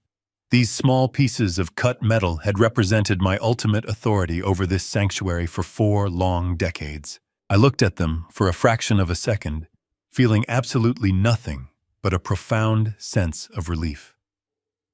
I walked down the 3 wooden steps and dropped the heavy ring directly into his waiting palm. The metal clinked sharply against his calloused skin. "The house is completely yours," I replied evenly. "Everything I care about is gone." Marcus nodded and immediately turned to his waiting crew. He raised his hand and blew a short, sharp whistle. The 3 men sprang into action like a coiled spring suddenly released. They jogged to the back of the pickup truck and began unloading heavy sledgehammers, massive pry bars, and thick industrial power drills. The peaceful, quiet illusion of my former suburban life was instantly shattered by the loud, aggressive sounds of systematic destruction. One of the men marched straight up to the porch, completely ignoring me, and pressed a heavy power drill against the hinges of the solid oak front door. The loud screech of grinding metal filled the air as he rapidly stripped the thick screws from the wood. I stood on the walkway and watched as another worker walked over to the pristine white picket fence bordering the front lawn. Sarah had always wanted a white picket fence. I had built it for her 30 years ago, painting it fresh every single spring. The worker swung a massive steel sledgehammer in a wide, brutal arc. The heavy metal head smashed into the wooden post with a sickening crack. The wood splintered violently, and a large section of the beautiful fence instantly collapsed into the green grass. They were not just taking the house apart. They were erasing its entire history. Within 5 short minutes, the heavy front door was completely removed and tossed carelessly onto the flatbed trailer. Another man was already unscrewing the large glass panels of the living room windows, exposing the hollow interior of the house to the outside air. The property was no longer a residential home. Legally and physically, it was now an active, hazardous demolition site. Yellow caution tape was being aggressively unrolled and tied around the remaining fence posts and the large oak tree in the front yard. Marcus walked past me and stepped through the empty front doorway, entering the completely gutted living room. I followed slowly behind him, my boots crunching on small fragments of shattered glass and splintered wood that now littered the entryway. Marcus stopped in the center of the massive room, resting his hands on his hips. The repo men had taken all the expensive furniture, leaving the room almost entirely bare. However, piled haphazardly in the very center of the floor was a pathetic, chaotic mound of leftover personal belongings. Bradley and Megan had not packed a single box before leaving for work. Their expensive designer clothes, cheap imported electronics, countless pairs of high-heeled shoes, and ridiculous decorative knickknacks were heaped in a massive pile. They were the items the repo men legally could not take. Marcus pointed his pen at the massive pile of clothes and electronics. "What do you want us to do with all of this stuff?" he asked, looking over his shoulder at me. "Our contract states that anything left inside is considered abandoned debris. Do you want my men to throw it straight into the industrial dumpsters out back?" I stared at the pile of tailored suits and colorful dresses. Throwing it away cleanly would hide their absolute ruin from the neighborhood. I shook my head slowly. "Do not throw it in the dumpster," I instructed, pointing a steady finger toward the open doorless entryway. "I want you to drag that junk out to the front lawn. Leave it right there in the dirt, completely exposed to the open street. It is not my property, and I do not care what happens to it." Marcus shrugged his shoulders. "You heard the man," he shouted. "Bag that garbage up and drag it outside." The workers immediately pulled thick black industrial trash bags from their belts. They began roughly shoving handfuls of expensive silk ties, designer dresses, and tangled cords into the plastic. They hauled the black bags outside and dumped them onto the front lawn. I walked out to my waiting hired town car, got inside, and drove away from the demolition site. The plush leather seats of the hired town car embraced me as we glided smoothly away from the neighborhood. I did not look back out the rear window. There was absolutely nothing left for me to see on that street. The house I had painstakingly built with my own hands was already undergoing a violent transformation, returning to the raw dirt it had once been. I stared straight ahead, watching the familiar suburban streets gradually give way to the towering glass and steel structures of downtown Austin. The midday traffic was a chaotic river of movement, but inside the insulated cabin of the car, I sat in perfect, undisturbed silence. The heavy burden of betrayal that had been crushing my chest for days was finally lifting, replaced by a deep, resonant sense of vindication. I directed the driver to a specific address right in the heart of the city. It was an iconic luxury hotel, the kind of establishment where wealthy corporate executives and visiting dignitaries stayed. Bradley and Megan had always talked about wanting to spend a weekend there, but their maxed-out credit cards could never cover the exorbitant deposit. I, on the other hand, had a fresh offshore trust account holding $1.2 million. I stepped out of the vehicle, handed the driver a generous tip, and handed my 2 battered leather suitcases to a waiting bellhop in a crisp uniform. The lobby was a masterpiece of polished marble crystal chandeliers and soft classical music. I walked directly to the concierge desk and secured their premium penthouse suite, paying the $1,000 nightly rate up front without a single flinch. It was a steep price, but I considered it a minor investment in my own peace of mind. The bellhop escorted me to the top floor, unlocking the heavy double doors to reveal a massive sunlit living space. The suite featured floor-to-ceiling windows, offering a panoramic view of the entire Austin skyline. The furnishings were exquisite, crafted from rich mahogany and soft, genuine leather. It was a level of absolute luxury that dwarfed the pathetic financed illusion my son had tried to build. I tipped the bellhop with the very last piece of cash in my wallet, locked the heavy suite door, and walked over to the elegant wet bar situated in the corner of the room. I reached for a heavy crystal decanter filled with aged premium bourbon. I poured a generous measure into a thick glass, the amber liquid catching the afternoon sunlight. I took a slow, deliberate sip. The liquor burned a warm, satisfying path down my throat, settling my remaining nerves. I carried the glass over to the massive oak desk positioned right in front of the skyline window. I set the bourbon down, unzipped my small leather travel bag, and pulled out my laptop. I opened the laptop and waited for the screen to boot up.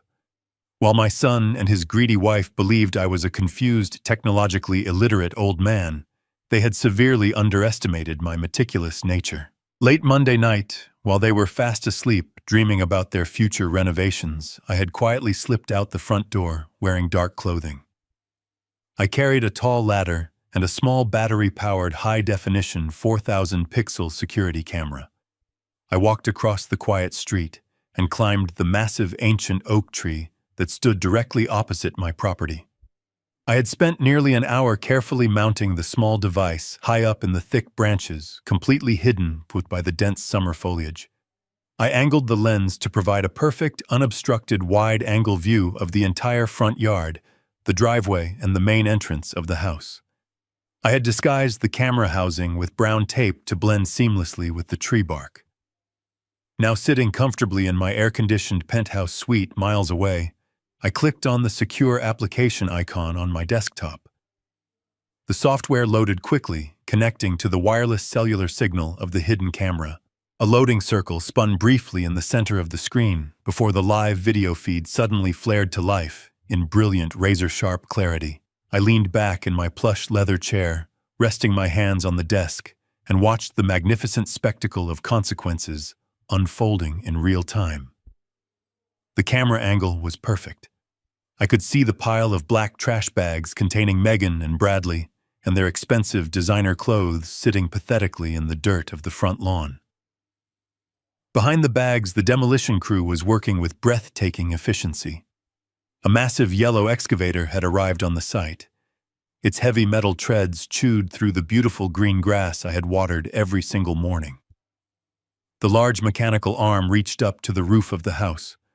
I watched through the high-definition feed as the steel bucket scraped violently against the shingles, ripping them away in massive dusty chunks. The wooden roof trusses splintered and collapsed inward, sending a thick cloud of gray debris into the bright blue sky. The house was systematically being devoured, reduced from $1 million luxury home into a chaotic pile of industrial waste. Time seemed to blur as I sat there captivated by the absolute finality of the destruction. Hours passed. The bright afternoon sun slowly began to dip lower into the western sky, casting long, dramatic shadows across the ruined property. The digital clock in the corner of my laptop screen blinked steadily. The numbers shifted to 5:15, then 5:20, marching inevitably forward. The demolition crew began packing up their heavy tools for the day, leaving the gutted, roofless shell of the house standing naked and destroyed in the fading light. The sun began to set, painting the sky in deep shades of crimson and burnt orange. 5:30 approached. The trap was about to spring. I reached out, picked up my crystal glass, and took a slow, satisfying sip of my premium bourbon. The amber liquid burned smoothly down my throat, a warm and comforting contrast to the cold, calculated reality playing out on my laptop screen. The digital clock in the corner of the display shifted to exactly 5:45 in the evening. The long shadows of the Texas sunset stretched across the ruined, chaotic landscape of what used to be my pristine front lawn. I leaned closer to the glowing monitor, my eyes locked on the live, high-definition video feed, broadcasting from the hidden camera nestled high in the branches of the ancient oak tree.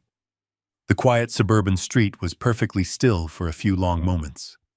Then the sleek silver nose of his leased Tesla glided into the frame. The vehicle rolled smoothly down the asphalt, completely out of place against the backdrop of industrial destruction.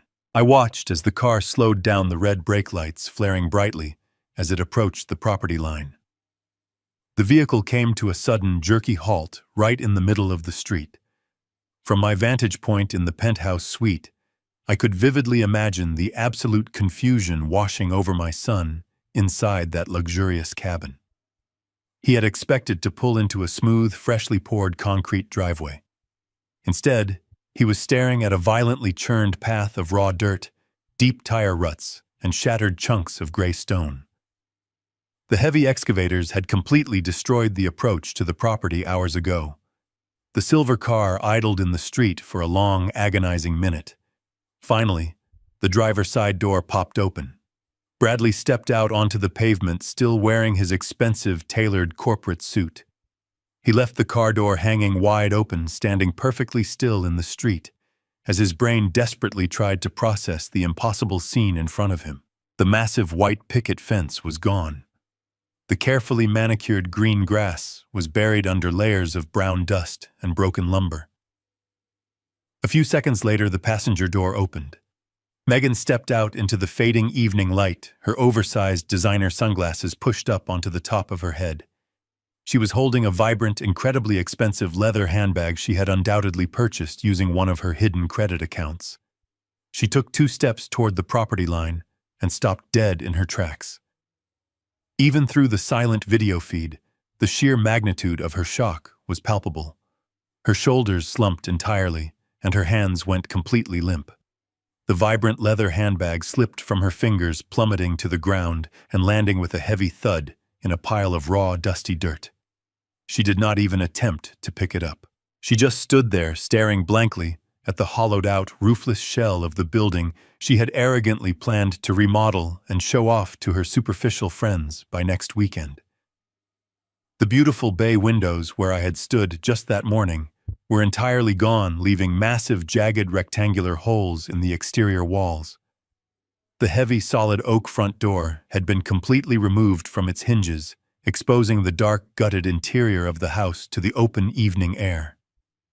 Bradley finally broke from his paralyzed stance. Panic took over his movements. He broke into a frantic, uncoordinated sprint, his expensive leather dress shoes slipping and sliding across the treacherous, uneven dirt path where the driveway used to be. He charged up the remaining concrete steps of the front porch, completely ignoring the bright yellow caution tape flapping violently in the evening breeze. He burst through the empty doorway and disappeared into the dark, hollow belly of the ruined house. I watched the screen intently, taking another slow sip of my bourbon. The interior of the house was not completely abandoned. Lone Star Horizon had left a small night crew behind to secure the active demolition zone and prepare the site for the heavy wrecking balls scheduled to arrive the following morning. I knew exactly what Bradley was encountering inside those bare, echoing walls. He was running through empty rooms, finding no velvet couches, no marble dining tables, and no massive flat-screen televisions. He was finding nothing but exposed wiring, torn drywall, and bare wooden studs. Less than 2 minutes after he sprinted inside the front doorway was suddenly filled with rapid movement. Bradley came stumbling backward out onto the porch, his hands raised defensively in front of his chest.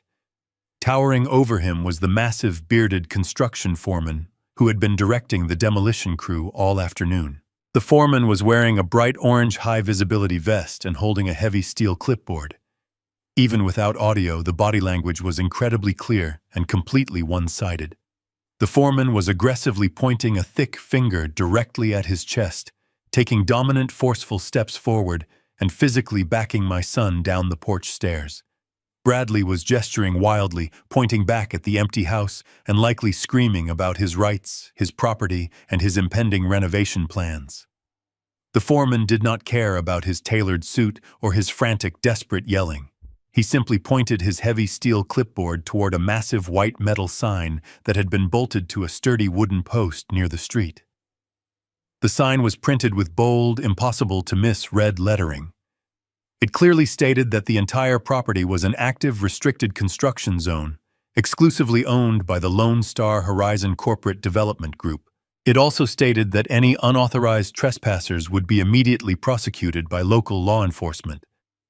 Bradley stopped gesturing entirely. His arms fell limply to his sides as the reality of the massive corporate warning sign finally penetrated his thick, arrogant skull. The foreman gave him one final shove toward the dirt path and turned his back, walking inside the gutted house. Bradley stumbled. He slowly turned his head, scanning the ruined landscape. That was when he noticed his clothes stuffed into black trash bags on the lawn, with a single piece of paper taped to the plastic. Bradley stood completely frozen in the dirt, staring at the black plastic trash bags piled on the ruined lawn. Through the camera feed, I watched his hands tremble as he peeled the paper taped to the plastic.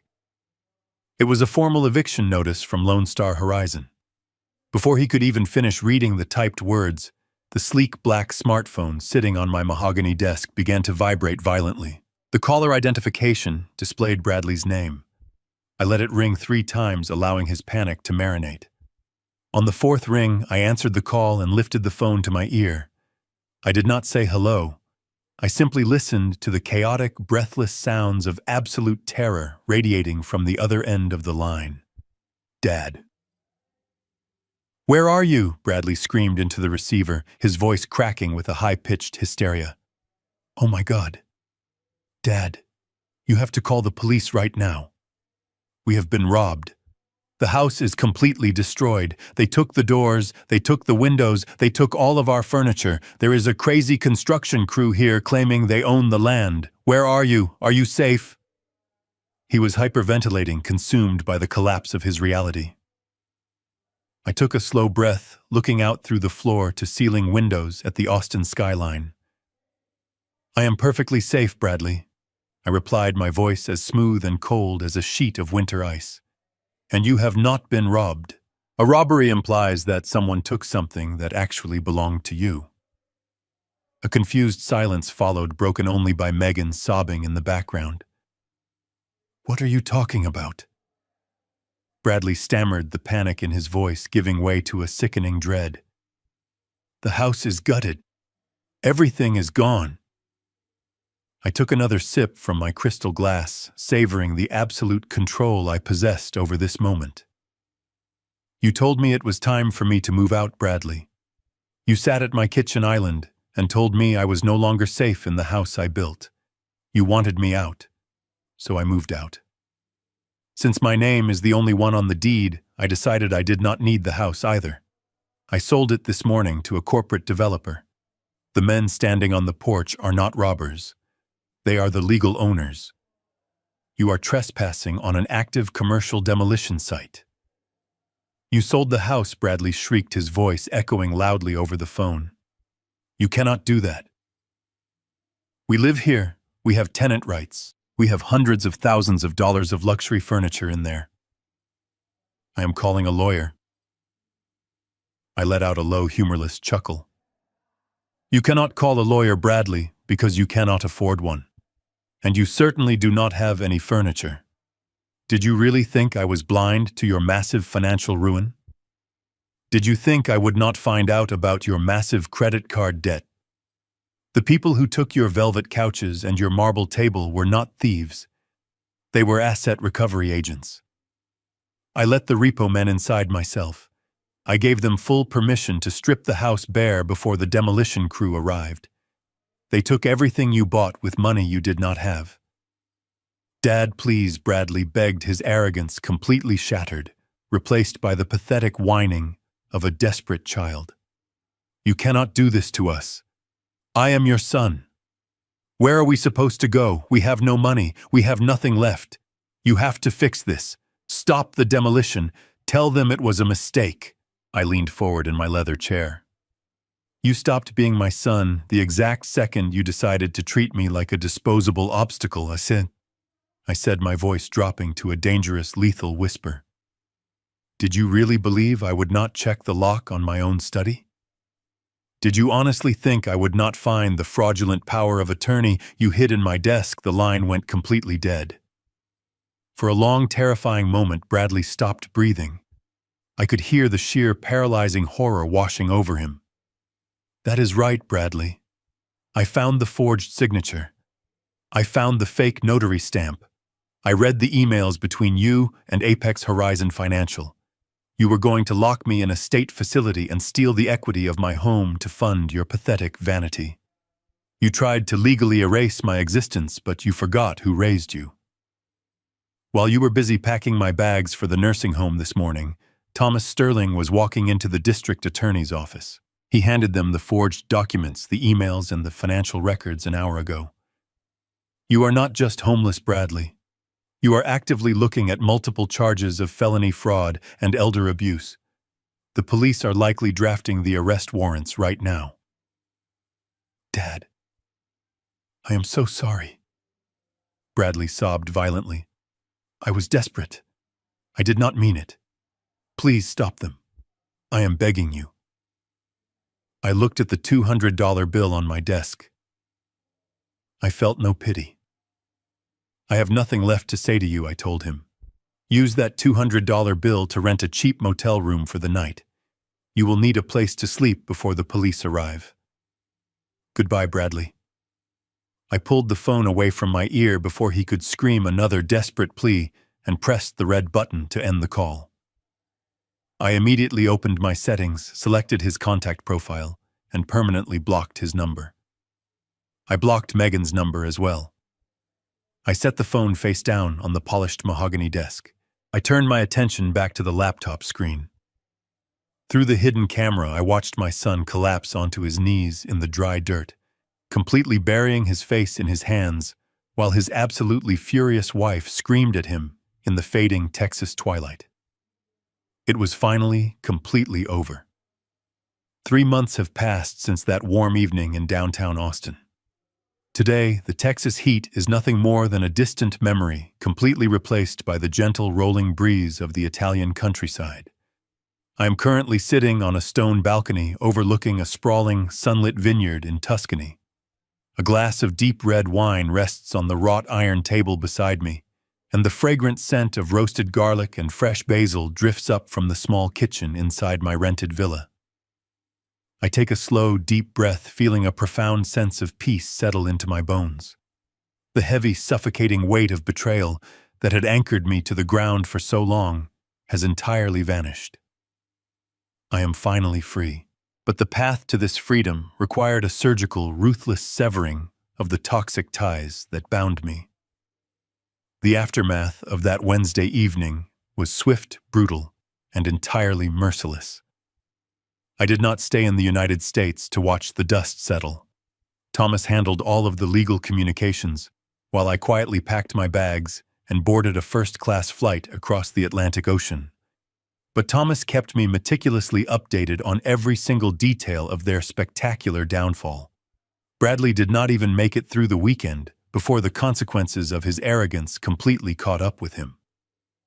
Later that same night, after I hung up the phone and blocked his number forever, he and Megan were forced to take a taxi to a rundown motel on the outskirts of the city. They used the crisp $200 bill I had given him that morning to pay for a cheap, filthy room. But they did not stay there long. Early Thursday morning, 2 marked police cruisers pulled into the cracked asphalt parking lot of that motel.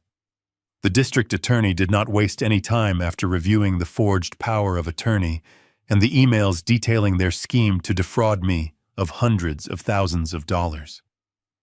Bradley was arrested right there in the parking lot. He was marched out of his cheap motel room, wearing the exact same wrinkled tailored suit he had worn the day before. He was placed in the back of a police cruiser, wearing heavy steel handcuffs. The charges were severe: felony forgery, attempted grand larceny, and elder abuse. When the news of his highly public arrest reached the corporate firm where he worked, the reaction was immediate and unforgiving. A financial management company cannot employ a man facing federal fraud charges. Bradley was terminated from his position, effectively immediately losing his salary, his benefits, and whatever tiny shred of professional reputation he still possessed. But the absolute ultimate blow came from the very woman he had destroyed his own father to please. Megan did not stand by her husband during his darkest hour. The exact second she realized that the luxurious lifestyle was permanently over, that the $1 million house was a pile of rubble, and that the endless stream of invisible credit had instantly dried up in her marriage vows, completely evaporated into thin air. She filed for a contested divorce less than 3 weeks after his arrest, desperately trying to distance herself from his criminal charges and the mounting mountain of unpaid debt. Even the leased silver Tesla, the ultimate symbol of their fake wealth, was towed away by a repossession company directly from the impound lot. They were left with absolutely nothing but those black plastic trash bags sitting in the dirt. Sitting here on this beautiful balcony, watching the Italian sun slowly dip below the green hills, I often find myself reflecting on the harsh concept of tough love. People might look at my actions and call me a cold, vindictive father. They might say that family should always forgive family no matter how deep the knife is pushed into your back. But those people have never looked into the eyes of their own child and seen nothing but a greedy, calculating parasite staring back at them. I did grieve for my son. I mourned the loss of the boy I taught to balance a checkbook, but I realized that I had actually lost him decades ago. The man who forged my signature and planned to lock me in a sterile facility to steal my hard-earned legacy was a stranger. You cannot save someone who is perfectly willing to drown you just so they can stand on your shoulders. Sometimes the most loving thing you can do for a deeply flawed person is to allow them to face the absolute unfiltered consequences of their own actions. I refused to be his final victim. I chose to survive. Now I am living the exact life my beautiful Sarah and I always dreamed about when we were young and struggling to make ends meet. We always talked about traveling through Europe, drinking fine wine, and exploring ancient cities. We delayed those dreams to build a stable foundation for our family. Now I am finally honoring her memory by living every single day to the absolute fullest. I am using the wealth we built together to see the world free from the heavy burdens of ungrateful children and toxic obligations. Some people might say I was too cruel to my own flesh and blood. They might argue that my retaliation was too severe. But respect is a currency that must be earned, and brutal betrayal must always be paid in full. I drew a hard boundary, and I enforced it with the only language they truly understood. What would you have done if you were in my shoes? Would you have allowed them to lock you away, or would you have torn the house down around them? Please let me know your honest thoughts about this situation in the comments down below. Make sure to hit the subscribe button if you strongly believe in standing up for yourself. Thank you for watching, and remember, never let anyone steal your dignity.